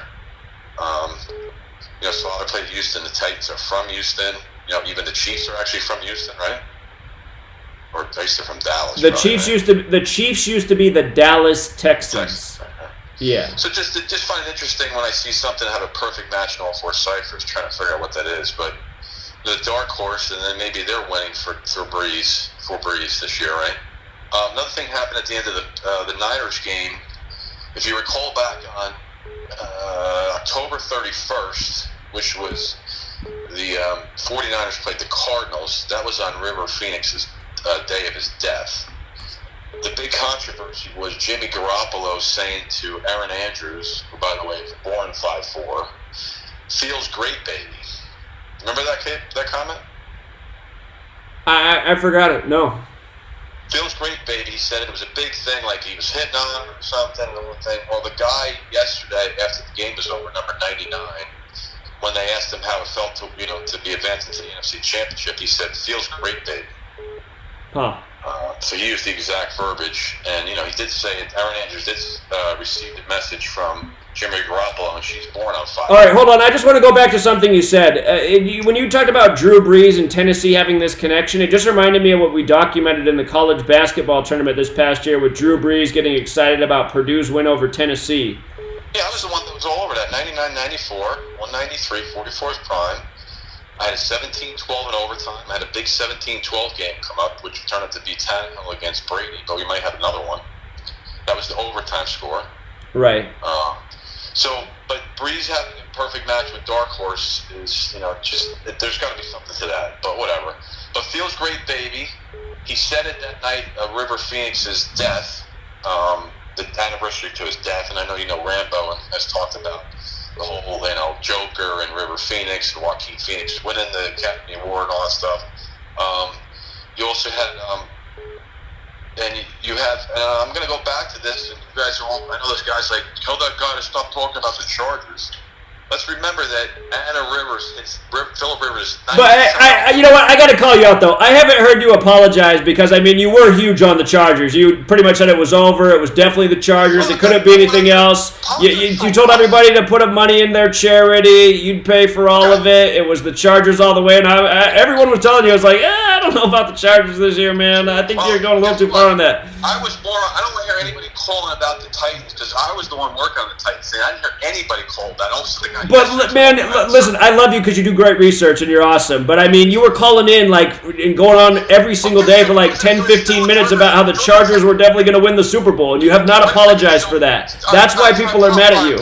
Apologize for what? Like you never were wrong? You had the Ravens and the freaking the Saints. You're not apologizing. You just made a bad prediction. But no. Hold on. I gave people a lot of good information this year, and I haven't done the best in the NFL, which I've already said, but I don't need to apologize because I didn't guarantee and say it's already done and it's over and the Chargers. Anyway, I'm going to move on, man. I'm going to move on. That guy, he talks too much. That's the problem with that guy. He'll talk for 30 minutes, but the point is he did call in 30 times and guaranteed that the Chargers are going to win the Super Bowl, and a lot of people got annoyed because he kept calling in. And I was like, okay, I don't know if we need to talk about this 10 minutes every single day, man. I try not to cut off people, but anyway. The person from Anchorage, why do you keep calling and hanging up in 1 second? Is this some sort of trolling? Anchorage, why do you keep calling and hanging up in 1 second? Anchorage, you have 30 missed calls. What are you doing? Now you're not talking. You're on the line. Yeah, it's some sort of trolling. They just keep calling nonstop to try to clog up the line. Isn't it amazing? I have 36 missed calls from that person. 36. It's amazing how people. Can't we just talk about this? I didn't even have a great NFL season. I don't have anything to brag about. But yeah, just the last kind of guy just annoys me because it's okay, it's not the same thing, man. I didn't guarantee that the Super Bowl was going to be the Ravens and Saints. I didn't go on and on 15, 20 minutes a day. I told people there's a lot of narratives to cover. And some of the narratives and scenarios I talked about are still alive. I put out, 4 scenarios? A couple of those are still alive, aren't they? So it's not the greatest season, but I didn't call in and guarantee the Chargers are going to win every fucking day. Huge difference. Caller. How's it going, brother? What's up, man? Hey, real quick. I think I have an observation for Super Bowl. Would you like to hear it or no? Yeah. Time? Let's hear it. Okay. So the Chiefs, the Chiefs won today, and Andy Reid got his 78th all-time win with the Chiefs, right? So I'm thinking, like, what if the Chiefs win against Tennessee next week and he'll get his 79th, right? And then he'll go to the Super Bowl. 79 is the 22nd prime, and the Super Bowl's on 2-2. Right. Yep, that's a great point. And I believe if Reed won 2 more games, he'd have 222 wins all time, which is interesting on 2/2/2020. So. Yeah. I mean, I was just throwing that out there. I didn't know if you caught that or not. Yeah, that's why that season's so tough, man. There's just so many things that just look so good. It's like, God, I've never seen so many things lining up. I just have this feeling that I think they're gonna shame Mahomes because I don't know. I have this feeling that they might do it. I don't know. I think maybe I don't know. It's just I feel like it might be Green Bay. I mean, I don't know. It's really, like you said, it's really tough. The ESPN called it the year of the black quarterback, so it seems like a black quarterback has to be in the Super Bowl, and at this point, the only one left is Mahomes, if I'm not mistaken. Yeah. So maybe he would get his 80th win with the Chiefs if Reed were, because they were blowing that up like, well, if Reed's a great coach and if to be to get it to being that big name up there, he has to win the Super Bowl. They were hyping that up the whole game, and the announcers and everything. So I'm like, well, we'll see. We'll see what happens. But I'm just like, man, this year is tough. It really is. Right. Yeah. But yeah, that's all I had. Those that. All right, appreciate it, Michael. Take care, man. You too.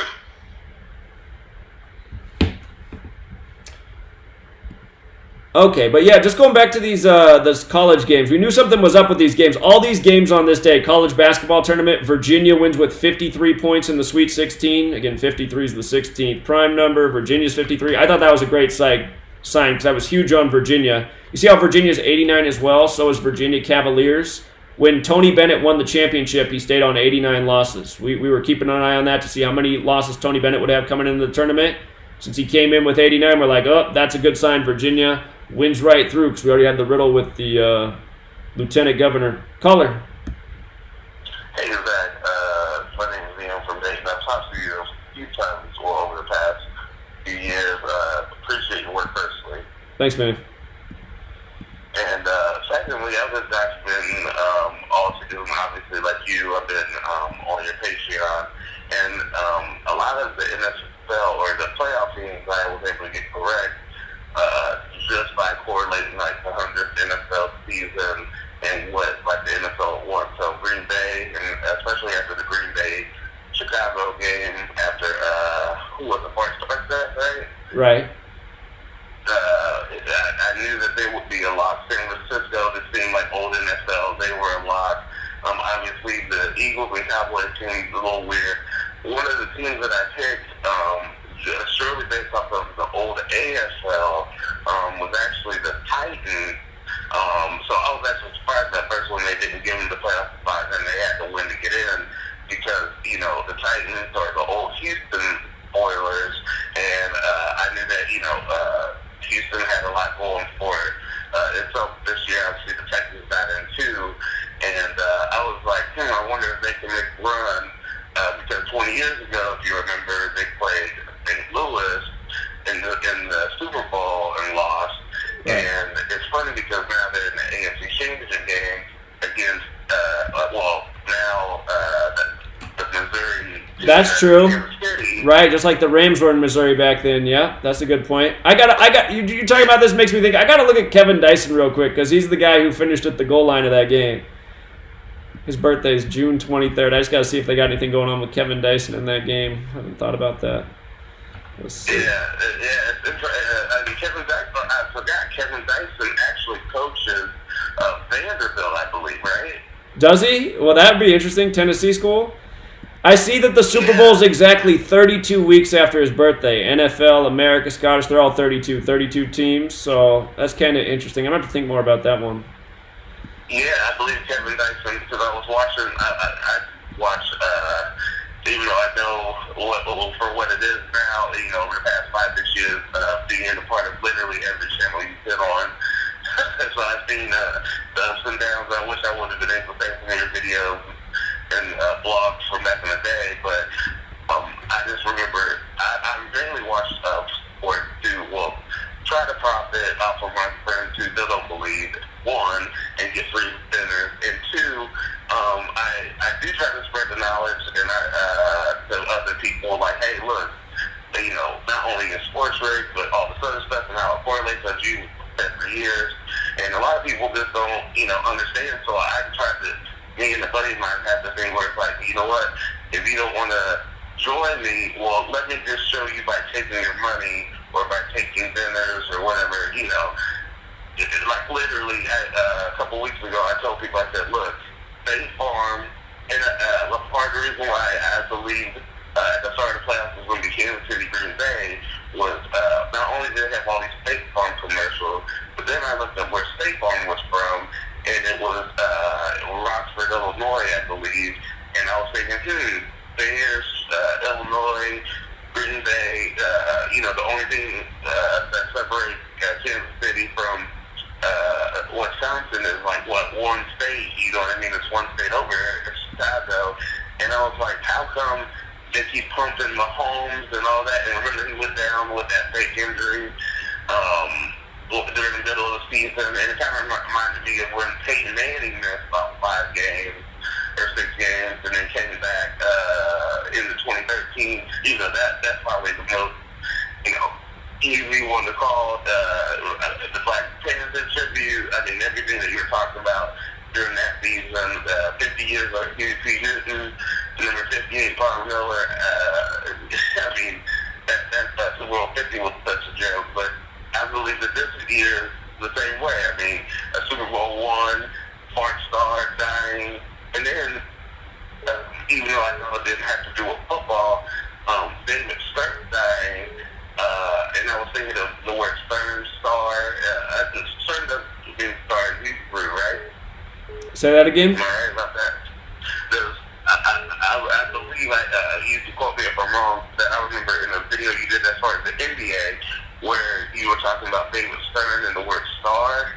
Stars, yeah, because David Stern said that the NBA, he was making it about making stars and not so much basketball. And then you get the era of Jordan and Kobe Bryant and all that. Stars equals 77, like his age of death. That's interesting. And the reason why I thought about that is obviously he died, a week or two ago. But then I was thinking about how Bart Starr died before this season. And I'm like, Aaron Rodgers, and I noticed how they do it. Aaron Rodgers kind of went away, with Tom Brady show, and then they had all these, year of the black quarterback things. I'm a black man, so I, followed this stuff.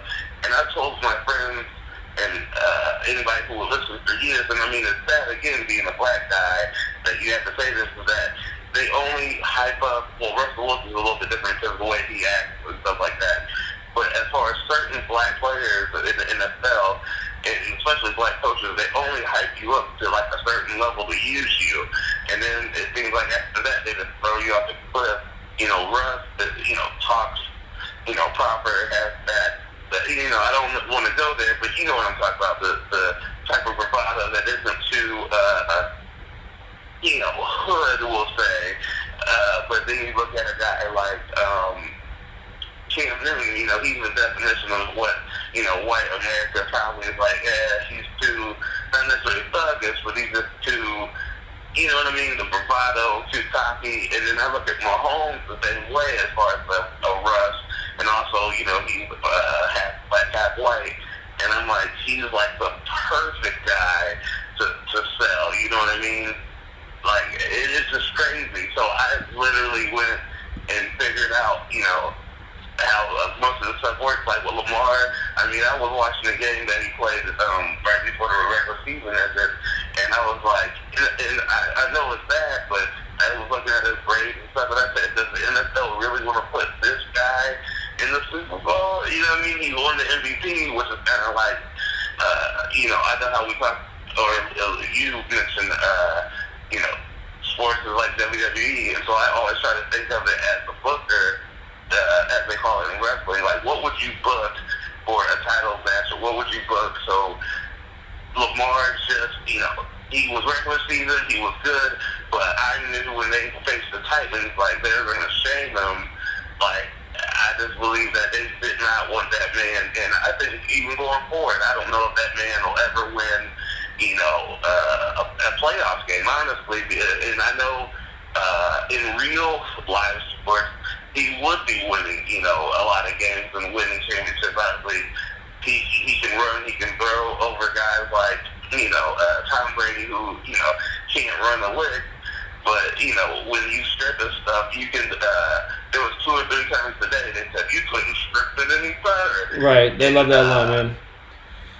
They can't say it enough. I was just laughing out loud. I have one more thing for you, too, as far as this earlier game. I don't know if anybody's mentioned it, but when Houston was down, when Kansas City was down 24-0, I started trying to bet friends even more, like, hey, you want to bet dinner or whatever, because I thought about why they were down. I thought about Frank Reich in 1993, the Buffalo Houston thing, and I said that this was before they scored a point. I even had a tweet out and said that they're just going to take Watson, Warren Moon, and they're going to fall down and they're going to lose in the second half. It literally within 3 minutes of me tweeting that, they were already down like from 24 to nothing to 24 to 21. And I said, these guys were acting like they couldn't catch the pass before, and now they're catching everything. And I said, if you can't believe that sports are scripted, if you can't believe that these guys are just acting out there, you just have to be, as you would say, just a mindless William or just a complete moron. And that's the reality, man. That's the whole reality. I mean, it's a brain-dead society. Plus, half the people watching are intoxicated, so they're not really, remembering or that focused. I mean, majority of people are drinking while they're watching the game. So, it's pathetic, man. Pro sports are pathetic. They get more pathetic every year. NBA is all about 20-point comebacks in the fourth quarter, at least one game like that a week. It's like, come on, these used to be rare games. Now it's like every week. I mean, it's sometimes even more than that. Like I said, nobody can close out a baseball game up 24-0 and you get beat 51-31. I mean, that's just unheard of. But yeah, it's all because it's an ADD society. No one has any focus. They just need more excitement, more craziness, because people they got their eyes glued on the phone. So anyway, I appreciate the call, man. You take care. All right, see you, man. He's got the same gene as my mom. I could tell that he could talk all day. I have 2 weird parents, my mom and my dad. Neither of them have really any good communication skills. What they both do is they don't ask any questions. They don't have anything to ask about you. They just start talking about whatever's going on in their life.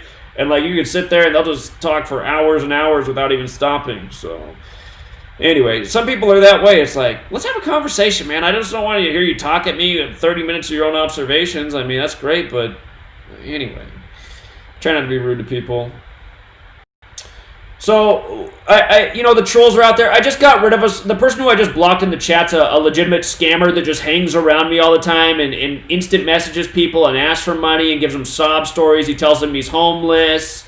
And then next thing you know, he's on my Patreon bragging about how he just made a $2,500 bet. It's like, so you're scrounging around telling everybody you're homeless and you need money and you're just begging all these different people.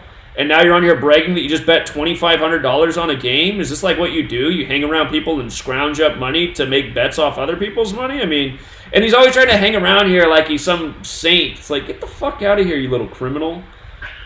Caller? Hey, man.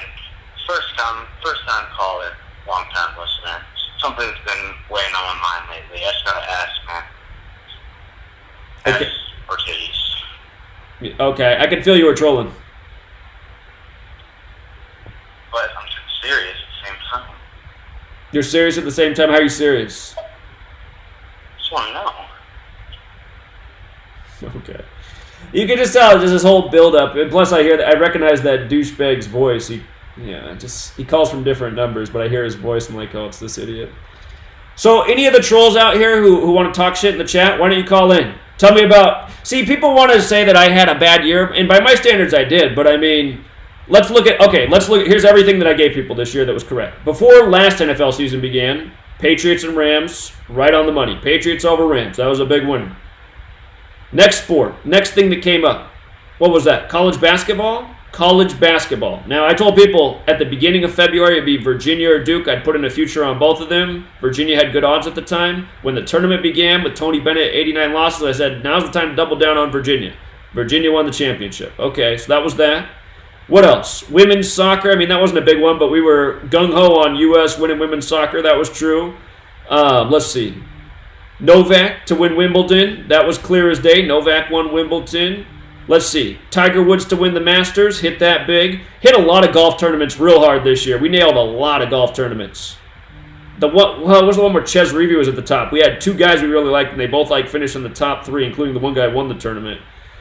But what else? Baseball. Baseball was tough this year, but we figured it out before the postseason. Nationals over Astros. Game 7 looked like the most likely destination. People won a ton of money on that. So it's just like I said, it's math. So baseball, I struggled. I came up with like 4 different World Series before I figured out Nationals Astros. So let's just do math.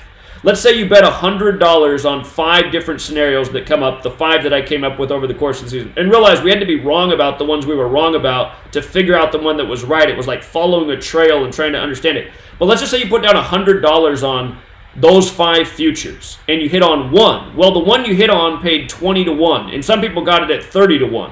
So if you make 5 $100 bets, and you hit on one that pays between 20 to 30 to 1, you've made either $2,000 or $3,000, and you get your 100 back on that bet, and your other 4 you lost. So you came out way ahead. And plus, the other thing was with that World Series, when the Nationals were down with 2 games left in Houston looking like it was over, we said, let's bet this again because Nationals should come back and win this thing, and they did. So anyway, the trolls, let's see if I can get a troll out here. Caller? Hey, Zach, what's up, man? It's been a while. How you doing, man?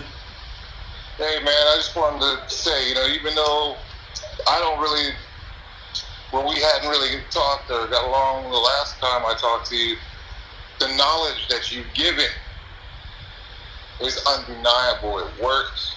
I don't know why you feel you have to justify or feel like you have to prove anything to anyone who's listening now, because everyone who's listening now is totally convinced. I believe. I think you're preaching to the choir, my man. Well, the trolls are here. The trolls are active, and the one guy's calling in a troll. I want an actual troll to call in and try to debate anything. I mean, because you know what it is. On Patreon, there's a pack of like 10 of them that just live on there and talk shit all day and destroy the page, and they're the same ones trolling and calling in 1,000 times, and all they do is lie on the page. Lie, lie, lie, lie, lie. I want to hear them debate in their words since they're dedicated. Like, there's literally a team of 10 people that harass me all day, every single day. You and I both know that. But they don't call in and actually have a fair debate. They talk shit in the chat. They write bullshit everywhere. But they'll never debate. That's the point I'm making. The thing is, Zach, and you already know that they can't debate it. They know they can't debate it. So, I mean, this is their only tactic. It's the only thing they can do. Right. But a lot of people are fooled by that. A lot of people are persuaded by that. Yeah. I guess the new fish, the new people that are just kind of grabbing onto something, and I guess I can see why that frustrates you, because it stagnates your audience. You don't grow as much as you should be growing. That's for sure. But I know I'm not the only one. I tell everybody at work, man, I was calling the Titans were going to go deep in the playoffs. You had put out that football cheat sheet, I'd say, about the beginning of the season and the preseason or whatever. Well, just to go back, we had the early foundations of that cheat sheet in March, and then we continued to update it until the season began to get all the information in there. But yeah, we saw the Titans 54 thing early on. Yeah, we saw the Titans, we saw the Chiefs, we saw the Packers. What surprised me was the 49ers, and I think they just kind of threw the Baltimore Ravens in there just to kind of be a spoiler. how the first game of the season, the Baltimore Ravens just obliterated the Miami Dolphins, right? With 59 points, right? And that was stood out because it was the year of the black quarterback, as ESPN called it, and that's that big number throughout Black history. So that's why this year was so tough, because there were just so many things like that to take into account. It's just like, what is the real narrative here? Well, the thing is, the reason why I wanted to call in and not rush to your defense, because you don't need a defense, but what I was trying to say was that the knowledge speaks for itself. The knowledge, I promise you, Zach, I hadn't even been on Patreon since that last time you and I had words. I haven't, and I just kind of look for the low-hanging fruit, as you would say, because, sometimes it's more obvious than not, and I thought that the Titans were a really good pick. Oh, I also thought that the Vikings were a really good pick, too, but, once I lost on the Vikings, I doubled down on the Titans. Money line. What did you like about the Vikings? Well, I saw it was 52. 52-date numerology, I thought, and I know how strong that plays. But oh, you mean this weekend against the 49ers. You're talking about this weekend. Yes. But like I said, the 52 on the date, it's not like picking up a 52. I say on the date, it doesn't mean much. It's got to be picking up that number. And there's no 52 actually, like you said, on the board other than the date numerology. Right, and a lot of times it is like that. Like, so Minnesota's season ends on the 52-date numerology, which makes sense for Minnesota. Yes, but again, I'm gonna reiterate it one more time. If you had grabbed any knowledge over the years from you, if any of us had grabbed any knowledge over the years, and kind of not just was satisfied with what we were learning, but kept on learning and kept on wanting to know more, and kept doing research, we would be able to grab the low-hanging fruit by ourselves without even listening to you. Right. So here, I gotta tell you something real quick. Just before we go any further, I got to apologize. I don't remember that we had words, but I know what I said that pissed you off, and I think I said that right after you got off the phone when I was talking to you. But look, I got to be real with you too, man. I'm apologizing, but at the same time, you're part of the, like, you guys as a community really burned me out, because I want to help you, but like days where we'd have a great day, as soon as the day was over, you're calling me late at night asking for the next pick, and I'm like, man, can't we just ever chill out for a moment? Can't we just celebrate that we had a good day? Why are we already on to the next pick and looking at this game 5 days from now? So, I mean, I really do care about you, and I want you to win, and every time I give you guys bad picks, I feel terrible, but I mean, like, sometimes I just feel like I'm just fueling addicts, and that's not what I want to be doing. It's like I want to help you guys win, but I get it. And I hear that you had mentioned earlier in the show that you were thinking. Sorry about that. That's all good, man. So I heard you were talking about starting it up again, or you were saying you might even do the Patreon for free or something like that. Or? Well, I am going to start it up again. What I'm hoping is about to happen is I'm hoping that once I finish this book that I'm rewriting and making smaller and printable and that will get published, I'm hoping it'll sell well enough that I can finally hire people to help me out with work. And yeah, maybe doing it for free is a possibility. So if the book sells well enough, that's the goal. That took up so much of your time. Yeah, because I haven't had any time to finish the book that I've almost been done with for a year. I mean, because this is all I do now is decode sports. So, yeah, I just had to take a break to finish some other things that need to be prioritized. Yeah, and I just really appreciate the political or the worldview videos that you're able to put out now. And, because you have more time. And I don't know what's up with your website, man. How do I get into the members? I mean, I signed up. I've done all the things I need to do to join the website. But what do I have to do to get in? Because every time I try to get into a chat or something, it tells me that I'm not part of the group or something. Oh, well, so you have to look. So the groups that people make on there, some are private and some are public. So look at the ones that are public versus private, because it depends on the group that people created. But just by posting on there and sharing information and reading the wall, hopefully you'll be able to find people in the area. That's the goal. But yeah, check what groups are public and private, because that's up to the people who make them. All right, well, thank you, Zach. I appreciate your time, brother. All right, man. Take care. Caller? Hey, my last call, okay? Oh, okay, hold on. So I didn't mean to piss you off so much, but I'm just saying, man, the reason... Like I said... I'm not pissed off. You were mad. Come on, you were mad. No, I was. Okay, you sound mad right now. I'm just going to apologize that I pissed you off. Again, I like you very much. I think you do great work. You pissed me off. Come on, man. You got defensive right away. You got so defensive. Why am I pissed off? Okay, you're not pissed off. All right, my fault. Just go ahead. Wait, no, what I'm saying is, yeah, okay, I'll go along with it. I went too far with the Chargers, 100%. I'm not mad at you over that. I'm just saying the reason that some people in the community got so mad at you is because like they expressed to me, they're like, he's calling in every day, and it was true. I mean, you were calling in every day about it and talking at length, and I let you talk because you have great information. But just so many people listened to you, and they went huge on the Chargers, and First of all, why would anybody? First of all, those people who did that. By the way, I bet on the fucking Texans today. And when they're up 24-0, I went and bet on the Chiefs. That was a smart move. That's exactly what I would have done, especially that early in the game. You could just see how they were setting it up. 24-0. We know how these games are ridiculous. I'm like, I don't know. Right, and it was early, so there was plenty of time for a comeback, and the Chiefs got a big offense. I'm almost every time betting, hedging at any point, because I'm not going to get rich quick. It's going to be a little bit, you talk about all the time. It's slow and steady. The tortoise wins, not this fucking big That's exactly right. But come on, man. You were selling the Chargers so hard like it was. I had people writing me saying like I had to defend you. You have no idea to how many people I had to defend you in emails. So many people saying I'm pretty sure he's a shill. He's trying to fuck us all over. I said no, trust me, he's not. He's a good person. He helped out Rambo. I said he just got carried away. Let me say this. I'll apologize, okay? But the reason I stopped calling is because that guy said shut him down, okay, which was fine. And I went to work and kept working, and I uncovered the Titans that were a big part of the riddle through Rivers. So if I'm wrong for guarantee, anybody who bet a lot on some guarantee of a guy that's only doing this for a year. But okay, that's why I temper my words, because you have to realize some of the people are listening are thinking like everything's a gold mine, they're going to get rich tomorrow. It's just like you can't help these people, so you have to be careful with your words. I mean, you can admit that you were super selling the Chargers to win the Super Bowl. But let me tell you now, and I've talked to my boy Al and Johnny and Moy and stuff, and they both said to me that if the Titans come in, you get to save face, because I haven't shared 1/100th of what I've uncovered with the Rivers Tannehill connection. Now, sometimes you're a little off, but you're close, and the only reason I was close to it because I was circling it, and if it comes out that way, it was because of my search for the Chargers that I found the Titans. Okay? That's the way it works sometimes. You know that.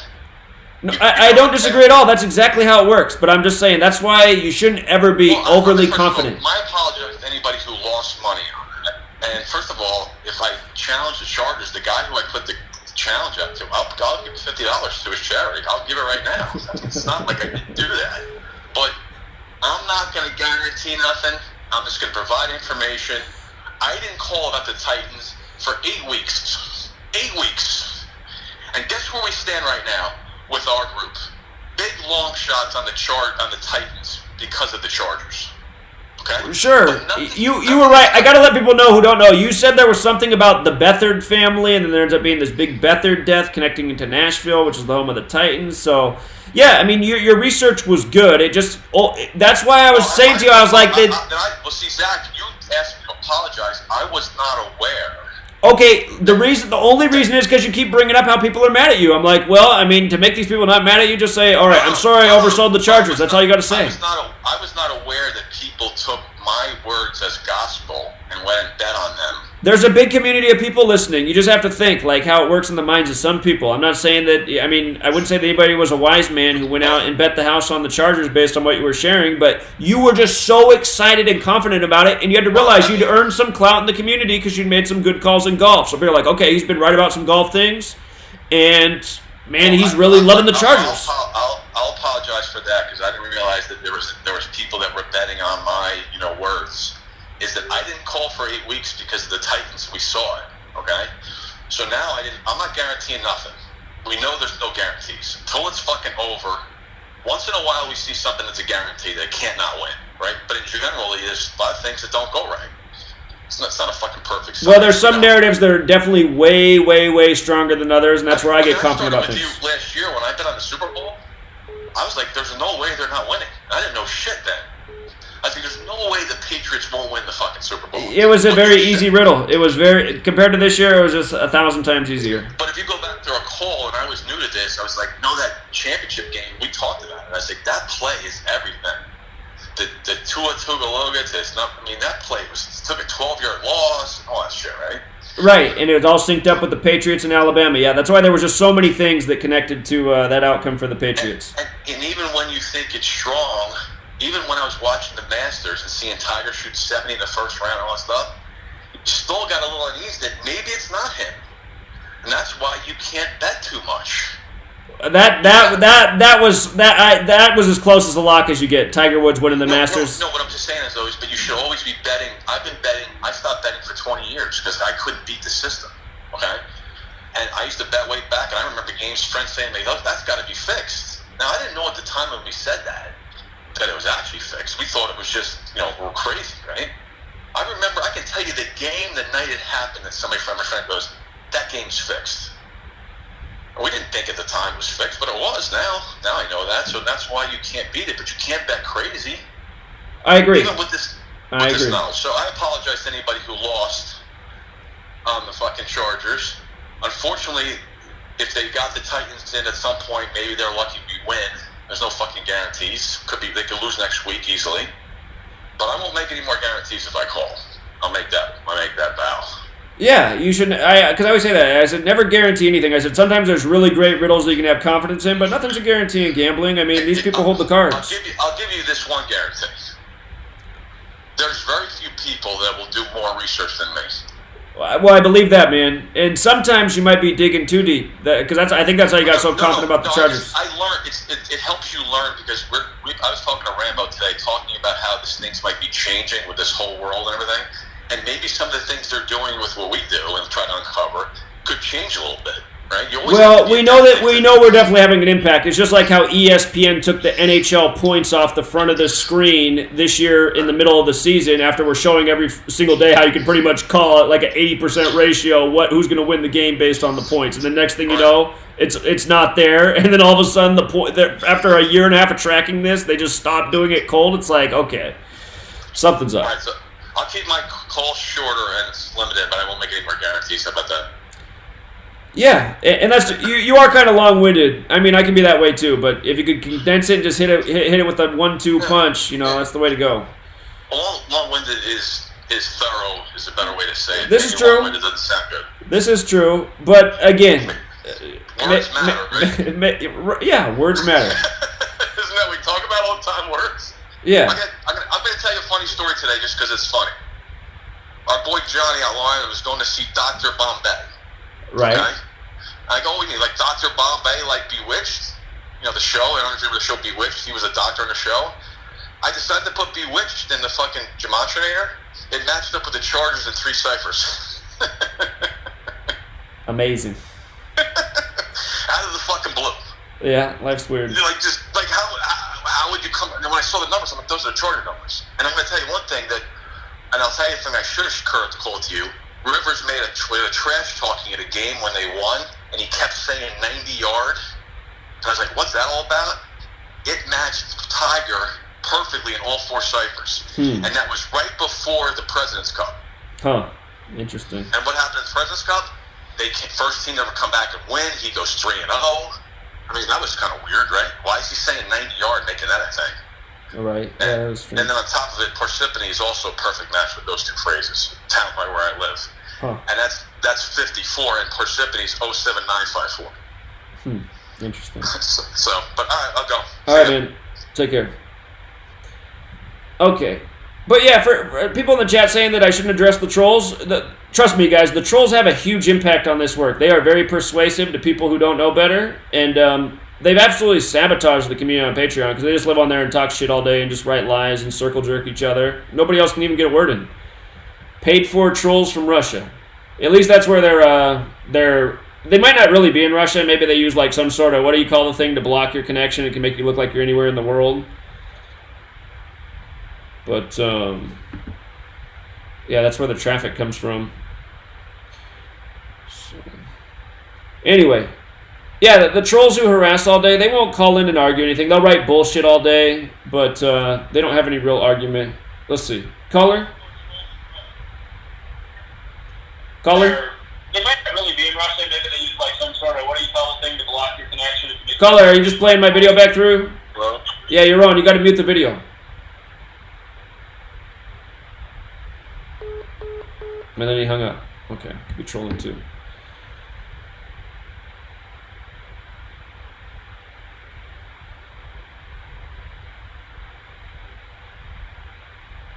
Your question about the NBA Finals. We've been tracking some patterns. I know the very first, the opening night of the year on TNT when they have their NBA crew, you know, Charles Barkley and Kenny Smith and whoever else is up there now, all of them picked for the finals. They all picked the same thing. I think the last guy said, oh man, that's what I wanted to pick too, and I think he changed it to one other team, but he even said at the start that he wanted the same thing. But they all picked Lakers and Philly. And if it was Lakers and Philly, that would have to be some sort of Kobe tribute. I still haven't done all my thinking, but we tracked some riddles this year with two of the top teams in each conference paralleling each other back and forth, and yeah, I still got to do some more work, but you know what I said when LeBron signed with the Lakers? I said why I thought this would be his year with the Lakers, at least this year, at the very least, if he doesn't go to 3 in a row, because he turns 30. Well, he did. He turned 35 years old on December 30th. Remember, King James equals 35. He's 35 years old. That's always been a big number with his career. Remember when he came back from down 3-1 in the finals? He won it on the real King James's birthday, June 19th. June 19th, the real King James's birthday. 619, the number 619, like that date, June 19th. That's the 114th prime number. LeBron James equals 114. And Cavaliers. Again, what Cavaliers were in history were the people who fought for King Charles, who was the son of King James. So King James, King Charles, Cavaliers. LeBron winning on the real King James birthday. It was his 13th season. King James, the king at 13 months. What's up, caller? Hey, Zach, man, I support all your work, bro. Well, thank you. I just called in to tell you, man, this dude, RFG Chosen One, is getting flamed on YouTube, man. What did he do this year? This guy said, what did he say? Oh, my God. Everybody, if you go to his comments, man, everybody is roasting him. He said that the Texans was going to win today, and they lost. And yesterday he said, or I guess a couple of weeks ago, he said Baltimore was going to go to the Super Bowl and win, and then they got knocked out. So he's been wrong twice. Well, that's par for the course with RFG. You know, he's been a big talker over the years. The only thing he's gotten right in about the last 5 years now was the Panthers and Broncos Super Bowl. And you know what? I liked him back then because actually I had the pick out for the Panthers over the Broncos, and I found out about RFG because somebody said, hey, this guy has out the same pick as you. And when I checked out his video, I didn't really think he was copying me. I thought, okay, he's talking about the similar things to me. He seemed all right. But then he started talking all sorts of shit after that, and I tried to reach out to him being older, and I tried to say, you know, like, okay, dude, I don't know why you're talking shit about me. I don't have any beef with you. You know, I'd even mentioned him at the time. But listen, I don't mean to cut you off, Zach, but listen, this guy charged $100 for people. Well, that's what he's been doing. To join his Patreon account and to give out the picks. And now he's wrong, and all these people have paid. Well, who's paying him? Listen, anybody who paid him for any picks deserves what they got. He's been wrong about everything ever since. He's made the stupidest picks. He's made so many public videos over the years saying that my pick's going to be wrong, and it hasn't been wrong. I made the video about him a few years ago. With it was, if you remember at the time, LeBron James had that commercial where he was wearing a silver and black jersey. It looked kind of like the Spurs jersey, and he bent over, and his shorts ripped, and you could see his underwear. You remember that commercial with LeBron James? Yeah. It was that year. RFG made a video guaranteeing that Gematria was bullshit, and LeBron was going to beat the Warriors. And I was saying, no, this is the Warriors' year. And he copied my video saying, well, just watch how wrong he's going to be. I guarantee the Cavs win this year. And then I made that video of him making that remark. And then I had LeBron dribbling down the court with his short splitting. And he was so pissed about that. He's still probably heard about that. But anyway, just so many times over the years, he's made some video talking shit about my work, saying I'm going to be wrong. I end up being right. He doesn't apologize. And the other year, what did he say? The other year it was just so easy what the Super Bowl was going to be, and he was making videos about how I was all wrong about the. You don't make people pay when you give out advice on sports picks, and you don't try to. Well, exactly. People organically donate to you because they like your message, man. This guy's costing people thousands of dollars. But only fools are following RFG. That's my point, though, man. On his picks, bro. Only a fool would pay him for picks is my point. He has no track record. He hasn't called shit since Super Bowl 50, and he might have copied me on that because he hasn't called jack shit since, and he started a beef with me after that, like almost like he was trying to take credit for my work. I was like, whoa. And he seems like a fraud and a criminal, honestly, man, with his little Masonic compass t-shirt, so... Yeah, no. The other year when we had Patriots and Eagles, he made a video about how we were going to be wrong about that, and he guaranteed, I think he guaranteed it was going to be Buffalo that would win the Super Bowl, and then, like, it was Jacksonville. I was like, yeah, it was Jacksonville who he called after that because that was the AFC Championship. I was like, come on, man, the Bills and the Jaguars with all this Tom Brady shit? No chance, man. Yeah, he's terrible, man. And who else is terrible is Gary the Numbers guy. Gary the Numbers guy is another fraud, ripping people off. He guaranteed everybody the Ravens were going to win the Super Bowl this year too. And I got to admit, I don't want to be a hypocrite. I was riding the Ravens bandwagon pretty hard from NFL Week 4 on, not because of what anyone else was saying, but because of the year of the black quarterback and things we were documenting. But I never guaranteed the Ravens would win it. I just said they had a strong narrative. I didn't know that they were going to end up being the top seed in the AFC. But yeah, man, there's so many frauds out here. He's making people pay $100 to listen to his messages, and he's wrong, man. Those people can't get their hard-earned money back. Well, but again, lesson learned: don't listen to a fool who has a shit track record, because that's RFG chosen one. I mean, his percentage now since Super Bowl 50, because he's been calling all sorts of sports things, and every single thing's been wrong ever since then, and he's had to take several mulligans on several picks. It's just like Gary the Numbers guy. The year that I told everybody the Cubs would win in spring training, he had to go through 4 different teams that year that he said would win, and at the end he took the Indians over the Cubs, and as soon as he was wrong the 4th time, he made a whole website dedicated to talking shit about me, and he also put RFG's face on there and called us both frauds. I was like, get the fuck out of here, man. I'm right about the Super Bowl. I'm right about the World Series all year. You take 4 fucking picks, miss them all. I gave out my pick for free. You charge thousands of dollars for yours, Gary, and you're going to make a website dedicated to me, calling me a fraud?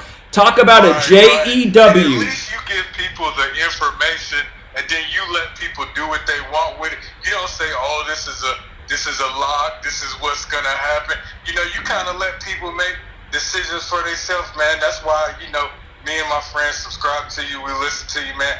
But this guy, man, like, my roommate has been betting on the Ravens since weeks, like 8, man, and now he's out of $4,000. That hurts, man. Yeah, it hurts, man. We're not listening to his picks anymore, bro. Like, RFG's the worst. Why are you guys ever listening to him? I'm telling you, that guy hasn't gotten a fucking thing right since Super Bowl 50, and I'm pretty sure at this point that he took my pick because he's been so off on everything else. It almost seems like a miracle that he could have come up with that for Super Bowl 50 in hindsight.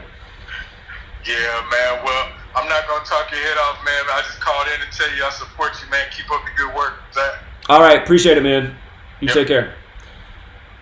Yeah, I mean, I can't brag about anything this NFL season. Throughout the regular season, my picks were okay. I had 2 god-awful weeks like I've never had before. I mean, we still hit the majority of games over the course of the year. But, I did give people some nuggets. I mean, I have some people that are, they've been riding the Titans all year. They could be in for a big pot. We'll see.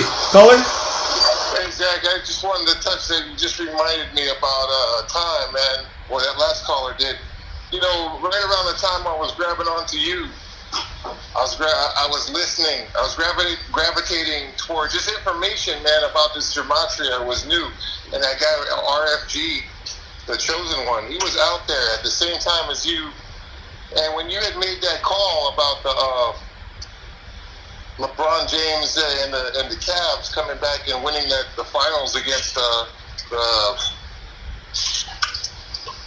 Warriors. State Warriors. Right. Yeah, I think he was on that bandwagon too. And he had jumped on, I don't know if he had jumped on yours or whatever, but I know after that time period where I think it was Super Bowl 52, where Minnesota was supposed to win that. I think Minnesota was supposed to win that Super Bowl. Am I correct, Zach? Okay. That was... And then what happened was, I think the NFL caught on to you. You were plotting the chart, and you were charting what was going on, and you were calling the Vikings. And hold on. To go back. RFG and I both had a little bit of a reputation at that time because it was the year before Super Bowl 51, and we'd both gotten media attention for the information we put out on Super Bowl 50. And I had the bigger following between the two of us, and I'd done a lot better work and had a better track record, not to toot my own horn, but those are just the facts because I'd shown a lot of things about a lot of sports. But before that season began, the year of Super Bowl 51, I was looking at the possibility of the Colts playing a couple of teams. And the first two teams that I actually came up with in the NFC were the Packers or the Falcons, because it was the first year the Super Bowl was on a 44 date. They were the two teams that I knew then that had a 44 connection. I didn't know reverse gematria back then, but Georgia was 44 and Wisconsin 44. That NFC championship ended up being Falcons and Packers, and the Falcons won with 44 points. But that was the first thing I put out for the NFC, whereas in the AFC, the first thing I put out was the Colts. And then the old Giants white running back died before the Hall of Fame game. I cannot even think of his name right now. But I was like, oh shit, and it was synced with the Super Bowl, and I was like, man, they could do a replay of the greatest game ever played if I'm right about this Colts thing. So I was like, it could be Colts-Giants too, because Giants is 25 like Falcons, and the Super Bowl's on 2-5. And then some people were in my ear about the Vikings, because it was RFG who came out and put out his pick about the Colts and Vikings. And I said, the Vikings maybe like as the fourth potential scenario in the NFC, maybe. But the teams that I had in the NFC from the beginning were Falcons or Packers, and then I was thinking Giants. And actually, the bet I put in that year, what I decided, and I totally... It's funny, when I put in the bet, I stood next to this 6-foot-tall, 6-inch man, probably a former basketball player at some point, who I was talking to in line at the sports book, and he was from Atlanta. And it was like a sign from the universe that I was like, fuck, man. I should have took that as a sign from the universe that I should have put something down on Atlanta. But I was the Super Bowl scenario that I felt the most comfortable with before the season 51 began was Colts and Giants after the death of that Giants player. And the other thing I was looking at, because I was looking at the death of the coach, what was his name? Alinda Mari, who used to coach the Colts and the Packers. But anyway, I hate it because everyone associates my pick that year with Colts and Vikings, and Vikings were not ever my team. I didn't put money on that team. They were the fourth best scenario I gave in the NFC, and I even made a video responding to RFG because he made a video telling people to sign up for his pick. It was going to be right. I was wrong. The Vikings were going to be the Super Bowl team, and I made a video responding to him. I was like, I don't know why you're talking so much shit, dude. You're always trying to talk shit. I said, look, here's some other teams to consider in the NFC, and I did in that exact order. Packers, Falcons, and I just showed how both those teams had the 44 connection. And I said Giants based on this death, and I said the Vikings could be a team because they fit in this way. But again, that's always what it was, but somehow everyone misremembers it that I was the one who put out the Colts and Vikings, which is not what it was. And I remember his video, I know, see, the thing was at that time, there wasn't a lot of people doing what you were doing, so... I gotta make one more point. I forgot to say the most important point. The thing was, that summer though, because RFG and myself were both in agreement on the Colts, which we were wrong about, that article was written that the most money was ever placed on a football team in the offseason, and it was the Colts, this incredible amount. And I was like, God, how many people are really watching us, man? I mean, if this is true, we obviously had a big impact. So... Exactly. So, to go on what you were saying to that other guy who liked that Chargers, who's on the Chargers, there's a lot of people out here just starving for information, and they're just easily led. And I can see how you feel responsible for putting that out there into the universe about the Chargers. You didn't actually put it out there, but your forum did, and I can see why you would say that to the other guy. But I'm just saying that there's a lot of people out there just starving for information, looking on YouTube for an edge on how to source that or whatever, and they're just gravitating to RFG for some reason. I'll tell you, his channel is into rotation a lot more than yours. Well, hold on, man. See, comment like that will just kill me, man. Okay, he's on his first fucking channel. I'm on my 20th channel. How many times have I rebuilt my channel and passed him in subscribers? I just had way more subscribers than he did in September when I was deleted again. So, no, he's not... You're looking at the sports channel, which I don't post on. My latest channel that just got deleted was at 70,000 subscribers again and got deleted. You know, I was over 50,000 subscribers multiple times when RFG was still like at 10. So, I mean, it's not really a pissing contest, but I'm just saying, the reason his channel's more in rotation now is because he hasn't been fucking censored, because all he does is feed people bullshit. Exactly. That's exactly right. I'm not denying. I'm just saying that's the only reason why he's in more of the rotation, and Google and YouTube are putting him out there, because it's disinformation. And, right. And you have to sift. Yeah, that's all I'm saying. I just wanted to say the reason why guys like pay $100 for a pick from this guy is because they don't know. You know, they don't know nothing about Gematria, and like you were saying earlier, these trolls are misleading them. I can understand what you're saying now. It's the trolls and all this stuff, but at one time, you know, RFG I thought was on the right side, but then after you guys had a falling out, I remember he made this video that he was in Hawaii in a camping trip or something, and you were calling him on the phone. Do you remember this stuff? He was calling me from some phone, wasn't it? Isn't that how it was? Yeah. Well, his video was totally slanted and giving a whole different opinion of what would happen. But it was entertaining to see him, you know, talk shit. Well, just remember, he's made like 20 videos about me to date, and I've responded like 2 or 3 times, and every time I just try to act like I'm 10 years older than him, which I am. And again, I just know that he doesn't have any position. It's like, dude, your record is a fucking joke. I've helped a lot of people win a lot. Yes. Yes, I concur. And once again, I will say it, anyone who had followed this whole Gematria situation over the years, from the time we were speaking of till now, we would know that RFG is a fraud and Zach is the man. All right, Zach, take it easy, brother. All right, I appreciate it. Thanks, man. And for the record, I don't feel like the man this past year because, you know, it is true that I give out a lot of information for free for the sports content. And again, I charge a very fair amount. I've charged $5 a month for literally hundreds of hours of content and a lot of truly backbreaking work. Because the worst job I've ever worked is this one, sitting in a chair decoding all day. It's not good for you. But and you know, I've had a mediocre year this past year charging people. It's like when I was free 3 years ago, I did better work. So that does not feel good to say that. I mean, I gave people way more work in the time I've been charging, but if you did something better for free than when you charge for it, that's not going to make you feel good about the work you're doing. And that's also why I'm taking a break right now, just because I just know I've been doing too much. And part of the reason I haven't been as successful this year, I know for sure, is because normally I sit back and absorb the news stories and think about it and do some decoding. And I got to admit, I used to smoke weed. And I really think that smoking weed, which I used to help me, because when I smoke weed, I get good thoughts. And I'm like, oh shit, why didn't I think about that before? Like, for people who think like weed's the loser drug to just like tune out, that's not how it is for me. I smoke some sativa, my brain starts working. I'm like, oh shit, yeah, how am I missing that? Oh yeah, that makes sense.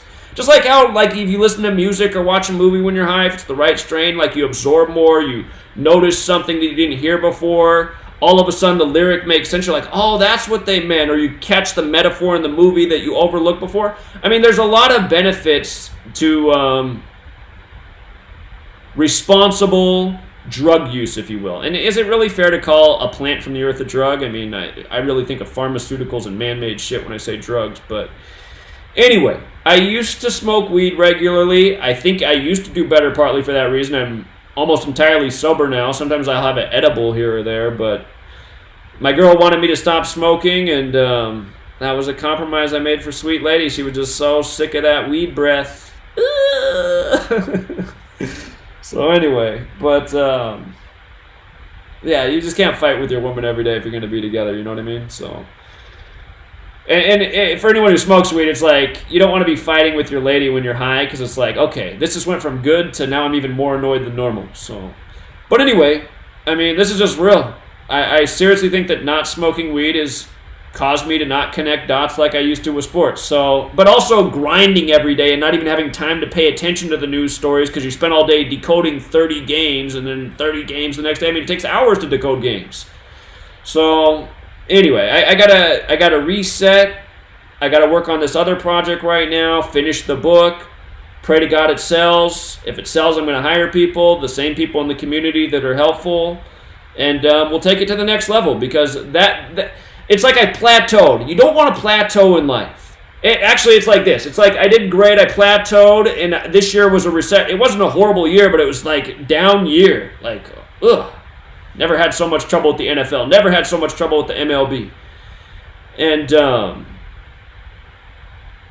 anyway, I just know that I have to come at it with a different approach. I need a team of people. I can't be sitting here decoding, doing a 30 hours of... let me think about it. Like every single day, not counting the presentation, not counting about thinking about the games and all the information you decoded, but like every single week, I was probably just like at least 30 hours of straight grunt work.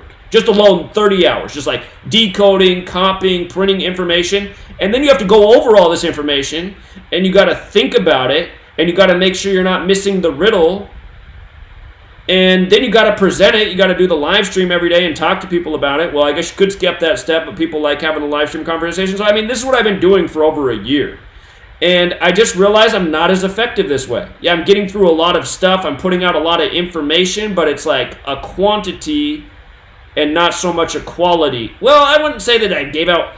Again, it was a pretty good year. By most gambler standards, we did great with the futures. We probably did better than anybody else on the planet, let's be real.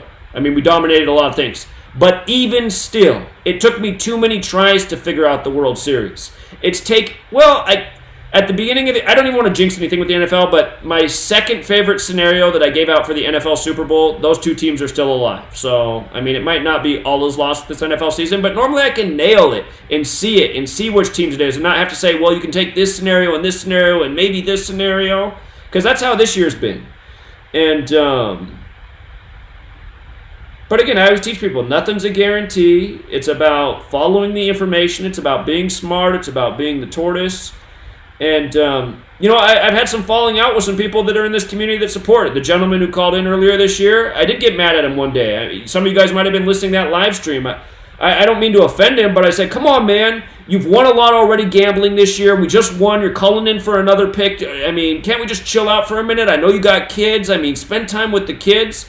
I understand how that can be offensive, and maybe I shouldn't have said that, but I still remember what I said because that's honestly what had been on the back so many nights talking to that man. And, I'm trying to help him out. I know he means well. I don't want to give too much of his life. I know a tragedy he went through in his life recently. I really care about this person, but at the same time, I'm trying to help him out. But every single night, literally, he's stressing me out because he's calling just, at all hours for more information. It's just like, God, man, I'm already putting in all these hours a day. I charge you guys $5 a month, and you're calling me at the middle of the night asking for more. It's just like... And then the way I am, it's like I feel the pressure, It's like I want to help this person, He wants this. I know that he's going through a tough time. I want to help him out, but God, is gambling every fucking day, every single minute, the ticket? And then I got to be real too, man. There were some games where I would we'd have a great day. I'd give him all these games. I'd give 9 college football games. We'd go 8 for 9. And then he's calling me about some more obscure game, that's hard to read, and he's really wants to put money down on it. I'm just like, dude, we got 9 games that look good here. Why are we looking at this 10th obscure game? Why are you calling me? And again, man, I know he's probably listening right now. Listen, man. Again, I love you, but I'm telling you just how it is for me so people understand. It's like, okay, I've given you 9 picks today. I know these picks are going to be fucking good, and they are. But now we're looking... Why am I having to look at this game now, man? Why do you need me to look at this game between these teams that aren't even major schools? And, it's hard to get the information for this. Why? But that's how it is, and it's not just him. It's other people calling in, and one guy always calls from an anonymous phone number. He speaks in this monotone voice. I know he means well, but he's always got 500 fucking questions, and it's just like... Dude, I just finished the live stream for 3 hours. This is how it's been for me the last year and a half, doing 2 3-hour live streams, and then I get off and I have this number and more people are calling for even more shit. It's just like... So anyway, it's just not worth it, man. I just realized that this is the gambler energy for so many people. It never ends. It's just 24/7, 365. You can't win enough. And, again, one gentleman won a ton of money, and then he just, it's like me, if I win a bunch, I'm not going to gamble for a long time. I'm just going to be like, you know what? I won a bunch. Let's just sit back and chill out. Let's not do the stress and anxiety of this every day. But, one gentleman, he was way up, and he was just so grateful. And, over the course of a few days after he's won all this money, there's days where I do a live stream. And I'm like, we're looking at all these games, but even though there's 20 games here, there's only like 3 or 4 that have decent riddles. There's just too many. I said, today's a good day to chill out. And then what am I getting later in the day? I'm getting text messages. Because, I'm like, yeah, even these games, I'm going to just take. But, I explain that. And then I get text messages from people. Man, Zach, I tried to go with, the Baltimore upset today. I was feeling it. I went big on it. I won so much, and I dropped 10 grand. And I'm just like, Jesus fucking Christ, man. So you won 30 grand, and tonight you just had to go out and put 10 grand on the long shot Orioles? I mean, come on, man. This isn't money management. $30,000 fucking dollars is a lot of money. I live in a community right now where, the average income, and it's because I live in a town that's an agricultural town. It's a lot of illegal immigrants. It's a lot of poor Mexicans, nice people, but they're not making jack shit. The average person makes $20,000 a year here, slaving their ass off working in a field all year. It's like I live in think about it. So $30,000, these people would just kill for $30,000 because they're working their ass off all year for $20,000. And, you just won this? Great. Are you really going to go put $10,000 down on the Orioles that, do pay 5-1 tonight, but, man, are a pretty goddamn long shot? There is a riddle there, but is this a $10,000 bet? So, it's just... That's why I hate it. It's like, God, I'm trying to help these people, but these people can't help themselves. Maybe put $100 down on the Orioles. $10,000? Come on, man. Because they wanted to win $50,000 more that night. And then the gambler mentality is the next day, they're like, oh, fuck, here's another long shot. I can get all back today. Lose again. Now your $30,000's down to $10,000. Oh, I'm going to get it back tonight. Oh! All $30,000 you just made's gone because you wanted to take these long shot riddles. It's just, and I just know that people who follow me do this because I get to read their messages and their sorrows, and I'm just like, well, I never told you to put fucking $10,000 on that shit. I preach every day, tortoise and hare. Be smart. If you hit hard and get way up, go back to conservative. Because that's the thing. A lot of people who win big on me, they don't even bet a lot. A lot of you know the voice of the gentleman, well, I don't want to give it too much. You recognize his voice. He's called in for years to the radio show. But I think I even showed some of his slips this year. He turned $5 into over $3,000. He turned $25 into over $10,000. That's what you can do with this knowledge. You can hit on huge parlays. I'm not exaggerating. He turned $25 into over $10,000 on a parlay using this knowledge. $5 into over $3,000. That's the way I like people to bet with this knowledge. Not bet the moon, but be like, okay, there's some good long shots here. You put these teams together in a parlay. You only got to bet $10 on it to get a nice big payout, like literally enough to pay for a vacation. And I get those text messages too, which is nice, And that's when I feel good. But then it's like, God, man, this guy who was in Cloud 9 the other day is now, at the bottom of the bottle. So... And again, I just realized that I can't help these people because it's like they want to win. They want to use the knowledge, but they're not actually listening to the real advice I'm giving them about money management and being smart and taking breaks and not going crazy on a long shot, In the last year, the only long shot that I got people real excited about, and the reason I was real excited about it is because the narrative was so good. The best riddle, in the last 6 months that I can think of that paid a lot, that looked just so good, was the Browns beating the Ravens in Baltimore as they did earlier this year. Again, that's because it was just a rock-solid riddle that connected the history of those teams, because, again, the Ravens used to be the Browns. There was a lot to it. And you only get those kind of riddles so often, but...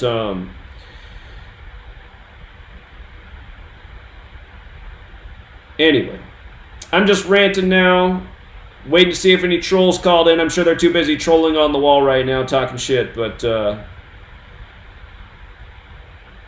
don't get taken by frauds. There's a lot of frauds in this community. And, again, just beware if you sign up for my Patreon right now for sports picks. I'm only doing the NFL season right now. It's almost down. So, again, I'm gonna stay away from the daily picks until I'm done rewriting the book. And I got it to the publisher.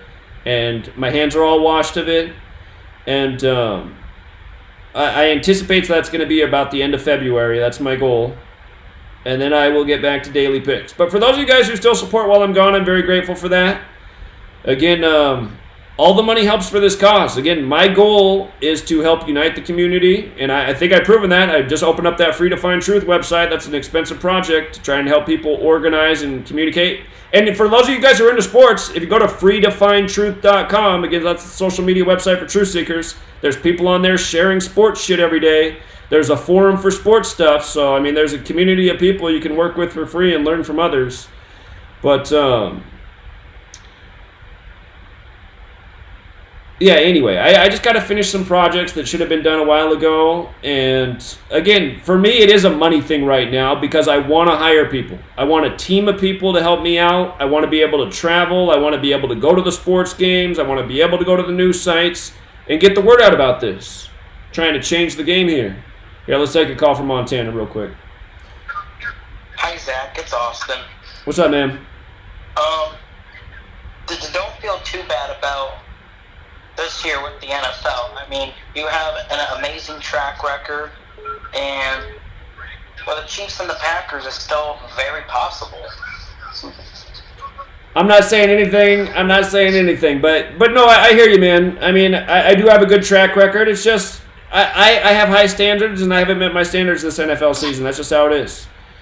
Yeah, I thought it would be Saints and Colts at the beginning of the season, but then Andrew Luck retired. Right. Once that retirement happened, that was a hard scenario to believe in anymore. But the numbers were there to believe in it before. And then we did see that there was a big riddle with the Saints and Colts this year because for people who don't know, part of what I was talking about is the date the Saints and Colts met and how it was synced up with the Super Bowl. Remember what happened in that game this year? Drew Brees set those records, passing Peyton Manning, who played for the Colts, and of course his father played for the Saints. So I knew there was something special about that game, the way it was structured. It ended up being all about that. Yep, exactly. I told a couple of my friends that Drew Brees will set the touchdown record in that game, and they were asking how come I was so sure about it, but it just made sense. Well, Manning's old team, the Colts, it just made sense. Right. It doesn't. But then after Luck retired, and then the Ravens were doing well, and then I was thinking, well, maybe Saints Ravens because the Colts used to play from Baltimore. Sure. Yeah. But Chiefs and Packers, I had that as another option. It would be the Bart Starr Super Bowl. He was the MVP of the Packers-Chiefs Super Bowl I. So, all right, appreciate it, Austin. Good thoughts, man. What do you think about that comeback though today? Well, like I said, it was a tribute to Super Bowl 51, which the Texans hosted. That was a 25-point comeback. Today it was a 24-point comeback. So, I guess it was actually, now that I think about it, I guess in a way it was a 25-point comeback because they were down 24 points, weren't they? So it's just like the Super Bowl 51 25-point comeback. So, yeah, they're just paying tribute to that. And it was such a joke. Why would you go for a fake punt on your own, 30 or was it 25-yard line? It's you gotta, to think that these games are real, you gotta think that these coaches are just brain dead. Exactly. So I'll tell you a weird thing that happened to me yesterday. I was in this pho restaurant, and I hadn't been in there since December of 2018. It was right after Bush died. I just remember that for a number of reasons, but it was primetime football in this pho restaurant, and when I went in there that night, I remember I'd liked the Titans that night. The Titans dominated that game. Derrick Henry had a huge game. I think it was December 2018. But I go into this pho restaurant last night, not even thinking about it, because I don't even have cable right now. But anyway, on the TV is the Titans, and they're up big on the Ravens. And I'm like, this is so weird. The last time I was in here, the Titans were on the TV, and they were up big on an opponent, and here they are doing it to the Ravens again. But anyway, I wasn't really watching the game because the TV was behind me the way I was sitting. But when I went to pay the bill, I was looking at the screen, and it was the play. The Titans were up 14-6. And it was 4th and about an inch for the Ravens down in the Titans' territory. Do you remember this scenario? Yeah. Yeah, I mean, this is impossible not to get the first down with Lamar Jackson. He can sneak it for an inch easy. He has all the athleticism in the world. He could easily just jump into the pile and easily get that inch. But what play do they call for him? For him to run backwards and to the side? I mean, get the fuck out of here. There's just no way that any coach is ever going to call such a stupid fucking play when you have a guaranteed first down. But you see this shit. The new thing in the NFL, too, is in like 4th and a foot situation to call a shotgun. I mean, how often does this happen in the NFL now? It's like, get the fuck out of here. Shotgun on 4th and a foot? It's such a joke, man. And then the Ravens were 8 for 8 all year on 4th and 1, and they go 0 for 2 last night. Yeah, exactly, man. It's all scripted bullshit, and people should catch on to things like the death of the Titans coach right before the playoffs start, and Mike. So anyway, all right, I appreciate it, man. You take care. All right, thanks, Zach. You too. All right, see you. Yeah, and it's so good to not watch the games because again, the games are just meant to fuck with you. They are meant to just like steal your energy. If you guys got here late, the beginning of the video I talked about how the NFL fucks over the fans, how it plays with their energies and their emotions. So if you try to watch this live stream when I'm done, just beware that YouTube normally for like an hour to a half hour doesn't show the beginning of the video. But if you look at it like in an hour tomorrow, the whole video will be there. So.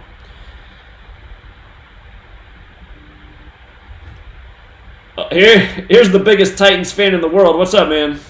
Hey, what's up, my friend? How you feeling tonight? I missed most of what's gone on, so could you just clue me in? I'll go back. Well, I was just talking about how the NFL plays with the energies of the fans to start, and then we talked about some other stuff. We talked about the Edelman story and the shooting story from the offseason. But I was just making the point in the beginning how both games today had very similar narratives. Huge leads at the beginning, but different outcomes. The Texans give up their huge lead. The Packers hang on to their big lead to barely beat the Seahawks. And I went back to that moment at the beginning of the season. You probably remember me talking about this. The Seattle Saints game, the first game with Teddy Bridgewater in there after Drew Brees' fake injury. But they showed the highlight to the Seahawks of the Beastquake. Seahawks versus Saints in the playoffs years ago. And they showed that highlight, and as soon as the highlight ended, Oh, I realized I fucked this up when I told this story earlier. I forgot to tell the most important part of it. But anyway,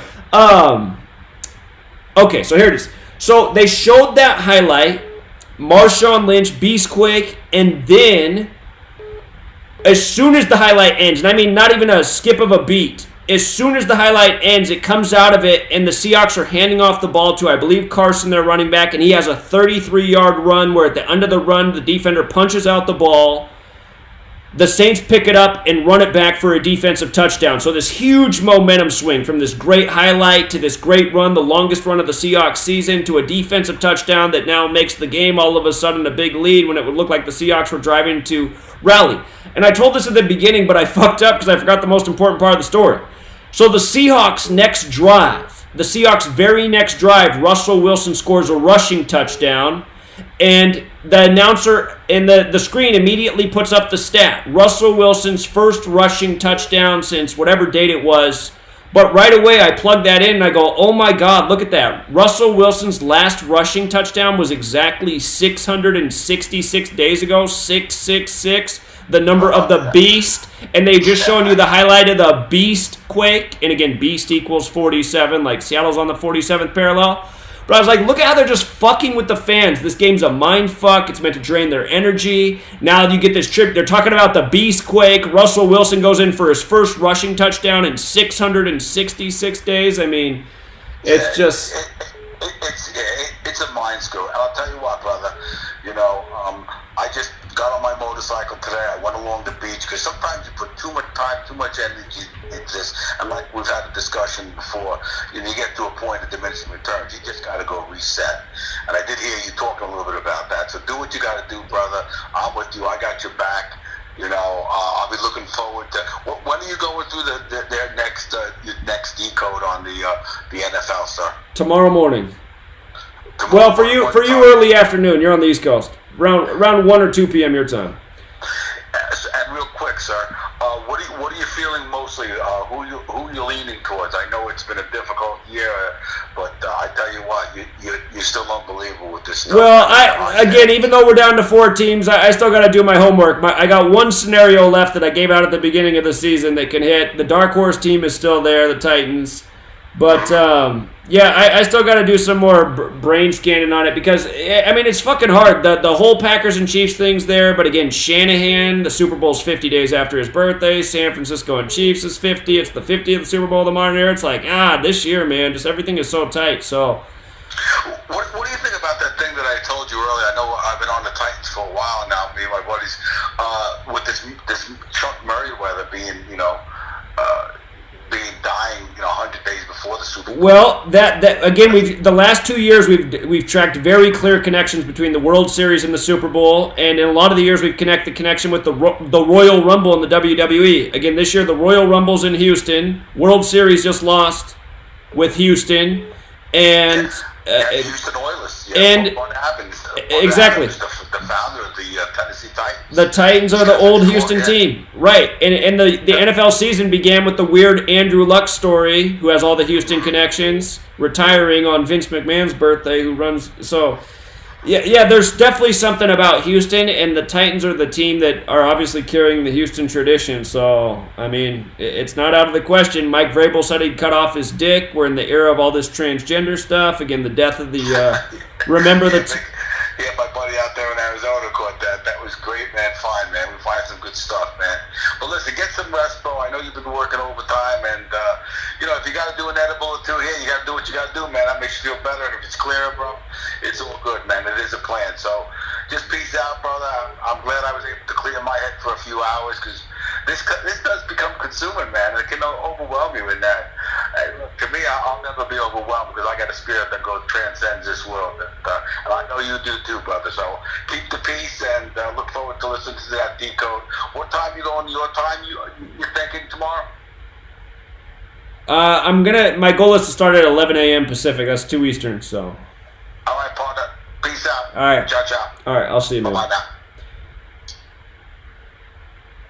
Yeah, so anyway, I've been on here longer than I meant to. I wish I got this right at the beginning, though, because I think I forgot to say the whole thing about the Beastquake in 666 days. I know I did a video on it earlier this year, but this is supposed to be at the beginning. Caller?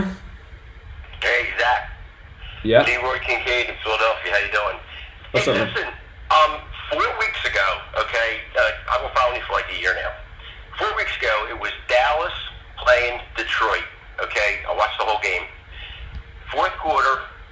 Hold on. Before you go any further, I have a very vivid memory from this game.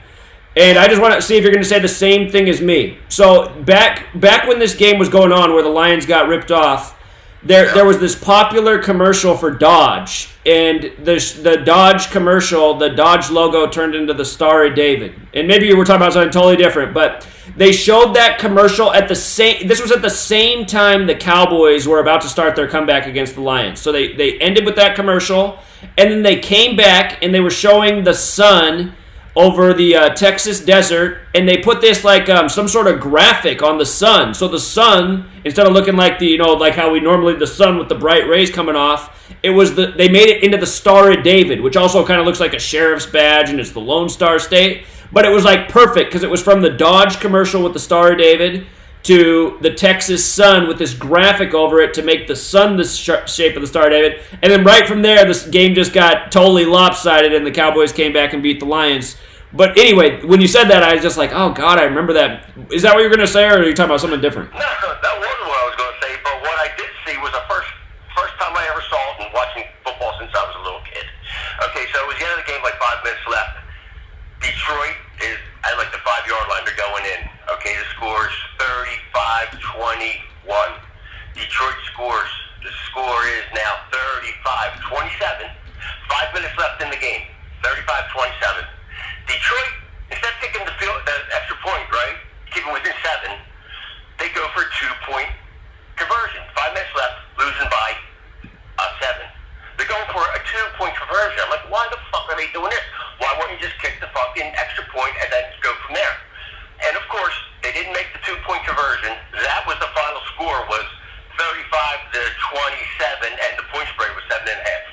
Huh. Perfect. It's so fucked up. It was so obvious. I was sitting here, and I was watching by myself. I was like, yeah, I wish I was sitting here next to me. And I said, watch this. And you're going to tell me this is normal NFL, you know, play. I mean, it's just uncalled for. I called my friend and said, why would any team go for a 2-point conversion when they're down by 7, and all I got to do is just 5 minutes left, kick the field goal, and, you know, get the ball back with 5 minutes left, and let it be what it may. But, you know, 5 minutes left, they threw the game away. I completely hear you. I don't know how anyone thinks that sports are real is stupid and just nonsensical. And I mean, the Super Bowl 51 was the worst Super Bowl ever. I don't know how anyone bought an NFL ticket after that Super Bowl. It was impossible for the Falcons to lose in the situation. They had to do exactly. That field goal, I mean, that fucking ball turned midair and took a right. Yeah. And it was just like in that Eagles game, too. They kicked the field goal out. They called a timeout. It didn't count. It went through. This is last year, not this past year, the season before. And then Eagles in Chicago went into overtime. Then they kicked the ball again with no time left to Eagle. The ball went up, and you remember, it hit the side post and it went down and hit the bottom post and bounced out. Well, let me tell you what, if that didn't look like there was a magnet on there, that ball hit that post, and it looked like it just stopped. And then it just fell down. And then it bounced on the crossbar, and of course it bounced out. And it just looked like there was like a magnetic field around it. It was not going to let that ball go through. Indeed. And I believe it. Well, there's no doubt about it. They're using technology. I mean, there's been countless examples that we talked about. So. Oh yeah. I mean, between some of the college basketball, and here's the other thing: when people say like basketball, it's magnetized or something, whatever. Okay, I just say go back to this if you don't think it is. 99 out of 100 of those full court, half second left in the game, Hail Mary shots, 99% of them are swishes. You ever see any of them help the backboard and go in, or the top of the backboard and go out? They're almost all swishes.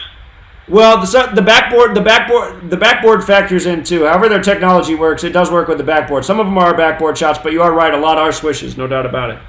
Yeah. So anyway, all right, dude. That's the first time I called up. I've been writing to you for a while, so I appreciate all your advice, man. I'm going heavy on Clemson tomorrow, man. I'm going to hook that up with everything down at the casino. See what goes. All right, man. Good luck. Hey, thank you. All right, take care. Yeah, see, I'd forgotten about this, but him saying Lions, Cowboys, I was like, God, this has got to be what he's going to talk about. I made a big deal about this at the time. Again, this is exactly how it was. This Dodge Brothers commercial turns into the Star of David. You come back directly after that commercial. This is exactly how they did it. The sun over Texas. Look at the graphic that they did to the sun. You can see it's Fox NFL. I was like, holy shit, look at this, man. People are going to think that's the Lone Star right after this Dodge Brothers commercial with the Star of David. And the Lions were in control of the game at this point. And Dallas came back and won that game. Let me go back and see what the score of that game was. Lions, Cowboys, wild card. Must have been 2015. Caller? Hey, what's going on, Zach? How you doing? What's up, man? Just a couple things I'd like to discuss. The last two NCAA championship games was a 1 seed versus a 3 seed, right? Okay. Virginia 1 seed, Texas Tech 3 seed. The year before that, Michigan 3 seed, Villanova 1 seed. Okay. Last year, what in the NFL, what did we see? Two seeds, correct? Patriots 2 seed, Rams 2 seed. I'm trying to remember. The Saints were the 1 seed last year. Who was the 1 seed in the AFC? Chiefs. That's right. Yeah, because that's right. Yep, that's right. Yeah, so we could very well see, another back-to-back 2 versus 2, just like in college basketball they went a 1 seed versus a 3 seed and then 1 versus 3. And it would be on 2-2. That's actually something I was thinking about. 2-2 Super Bowl, 2 seeds. Yeah, it could be. So. Yeah, and then at the end of the Packers game, Aaron has the winner hat on, and it's, has the date of 1919 when they came into, their first season. The name Aaron, by the way. 2019 season. The name Aaron, by the way, does equal 22, and again, Aaron Rodgers is 63, and the Super Bowl's on his 63rd day of his age. So yeah, these are all good points. Did you watch those games tonight or no? I haven't had cable for like a month. I haven't seen any games for a while. Gotcha. I like not watching them. I talked to you before, and I mentioned the fact of this, they're pumping these State Farm commercials out, and in the State Farm commercial, Aaron is wearing a red jersey, and Patrick Mahomes is wearing a white jersey, which if they meet in the Super Bowl, that's like Aaron would have the white one on, and Pat Mahomes would have a red one on. It's like they flip the jerseys, you know? Right. Yeah. Interesting. Appreciate it, man. Good points. Yeah. So, and then another thing is another little trick that I've used over the last 2 decades is white jerseys have dominated in the Super Bowl. So to me, if you're wearing a white jersey and you're playing in the Super Bowl, off of that, you have about an 80-85% chance of winning it. Good observations. Huh. So I know it's a lot more difficult this season. I mean, I've realized that, you know, watching the Saints drop in the first round. You know what I mean? It's wild, but you know, just keep plugging. Hey, did you take the insurance bet on Minnesota though? Because I told everybody if you're riding the Saints, you better put some insurance on Minnesota because that 52 was there and that was a big payout. Yeah, I know. I did see that there, and I left it alone. It is what it is, you know. But another thing is, though, dude, what I'll be honest with you, I clean up at on these offshore sites. You can bet on WWE just like you could bet on like the new Star Wars movie before that release. You could have bet on like prop bets of all the stuff that's going to happen in there. Dude, I came across this actual script that was leaked from the movie, and I watched a video on YouTube on it. And it was to a T what the movie was. So if I would have placed every single wager, I would have won on all of them on the prop bets. Hey, that reminds me, there's another future I hit this year that people forgot about. I told people months in advance, before that last season of Game of Thrones started, that it was going to be the blind kid. He had the best narrative to be the winner. Nice. So, yeah, you're right. He did have great odds. Everyone thought that was my sweet lady thought, no way is it going to be him. I said, trust me, all the numbers are perfect for that kid to be the one. And sure enough. Yeah, that's crazy. Yeah, so that was something we got outside of sports was the Game of Thrones winner. Mm-hmm. Yeah. Cool. All right, man. Appreciate it. I have a blessed one. All right, see ya. Yeah, I don't see the trolls talking about that either. We did nail Game of Thrones before the season began.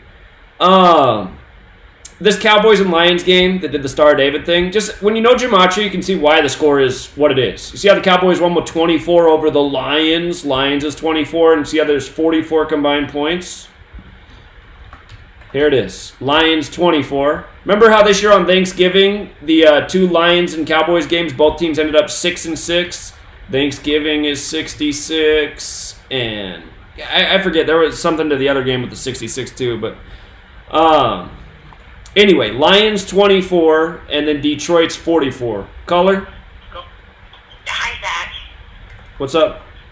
Hi, I'm watching your show, and I've been kind of connecting some things in my own experiences, if you will, with my date of birth on the numerology chart. It's 6/29/1981, and a significant date with that same numerology is December 23rd, 1998. That date in my life, I'm sorry, I'm really nervous. I had a near-death experience, and coming to learn in these last 2 or 3 years about some of these dates and some of these SRAs, if you will, it's kind of creepy, like, these numbers and sacrifices made by the numbers, and it's like these 2 dates totally match, and it's kind of creeping me out because I just learned this while I was looking just at different dates in my life, and I have way more information than that about myself. Okay, so my date of birth is 6/29, and my name is Paula, and 51 is Paula, and 6/29 is the date that I was born, and my zip code is 62951. It's so trippy. Well, get this, I just figured out today that the time of my birth is 3.14 times 3, which is 9:42 a.m. And it's just like, holy shit. I'm sorry to cuss, but it's just like a trip trip to me, all these numbers. And my brother, he's my half-brother, he was born on the 51st day of the year, February 20th, 1983. Just so many different numbers. I married my husband November 11th, 2011. I think that leaves like 50 days in. Okay. So, anyway, just some real significant numbers.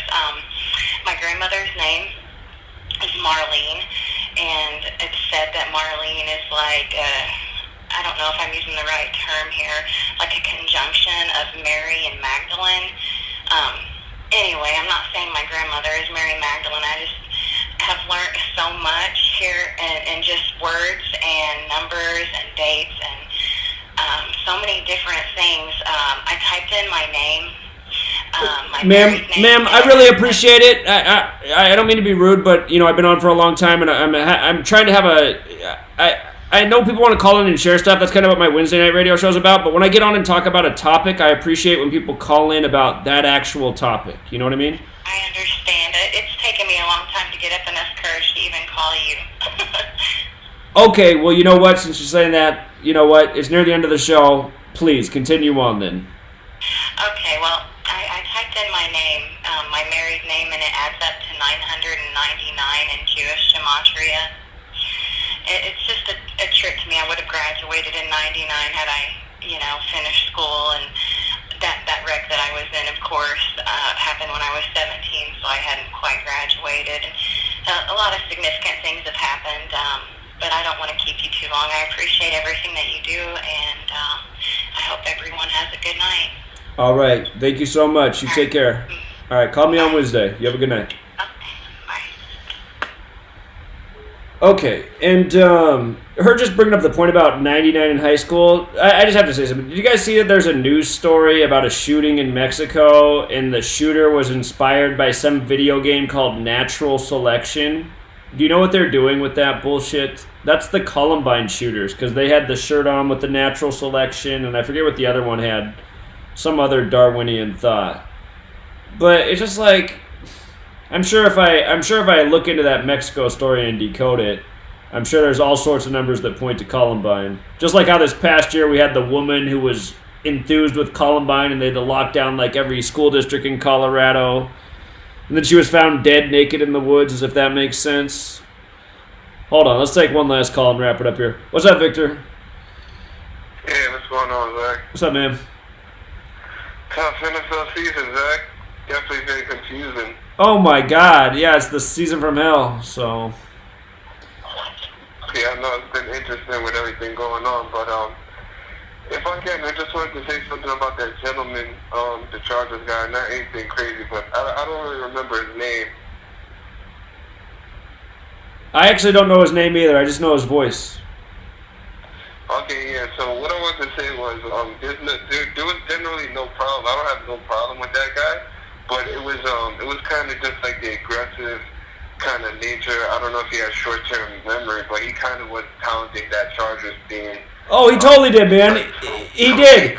It was over the top because it was like every day for a long time, and it was like I guarantee it. There's no way it doesn't happen, and I'll bet all you guys, and I'll pay all your favorite charity. And I mean that's why it's like okay, because he keep bringing up like how people are mad at him, but now it's really good because he figured out the Titans like. Okay, we never called in and said anything about the Titans, but you did sell everybody the Chargers. And I kept telling me, I was like, it's interesting, but man, I just don't know about the Chargers this year, so. Anyway. And not just that, like, the passion is great. Everybody appreciates the passion.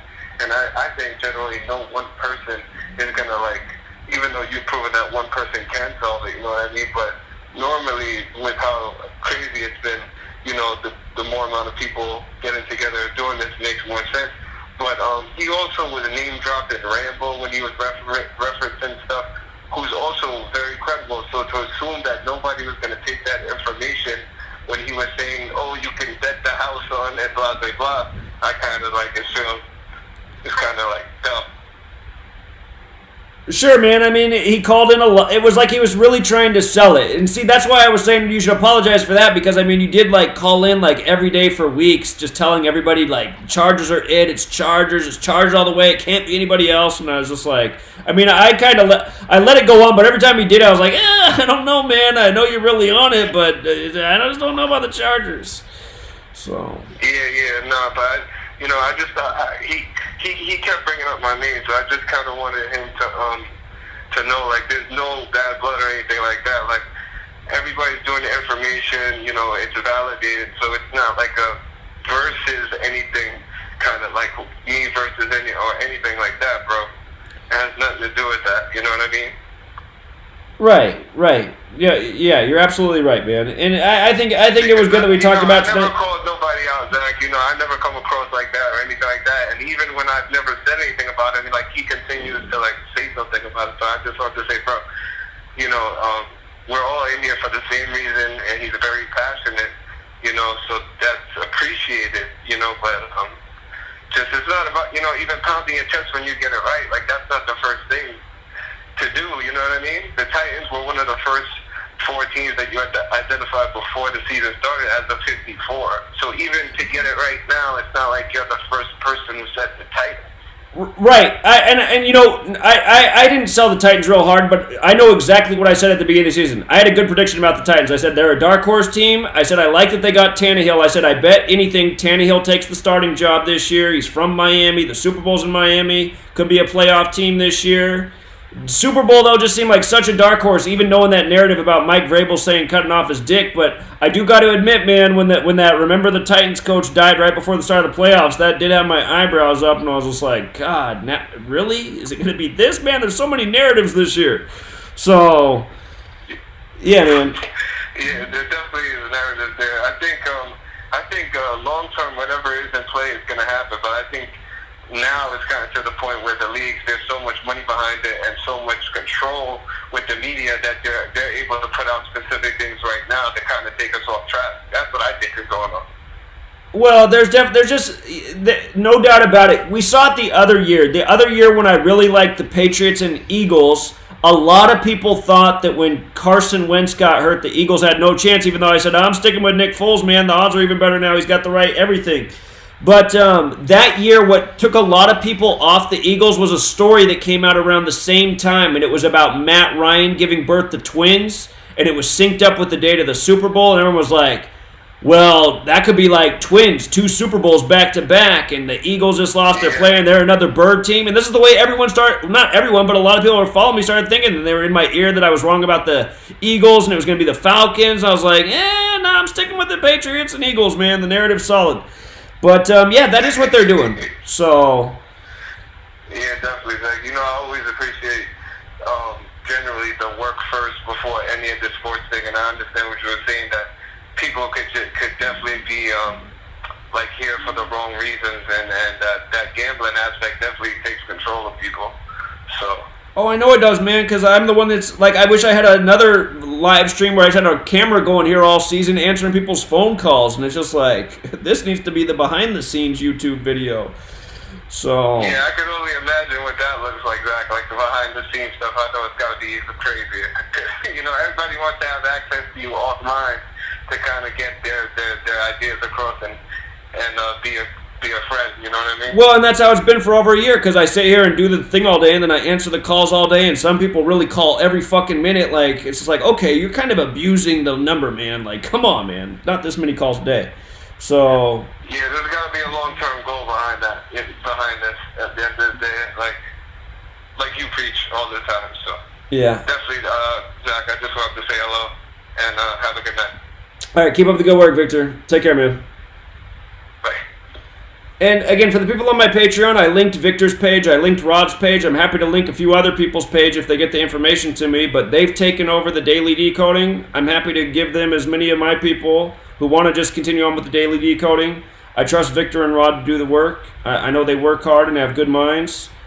And again, they're 2 people who I'd like to hire. I'm hoping that when I finish this book, it's going to sell right.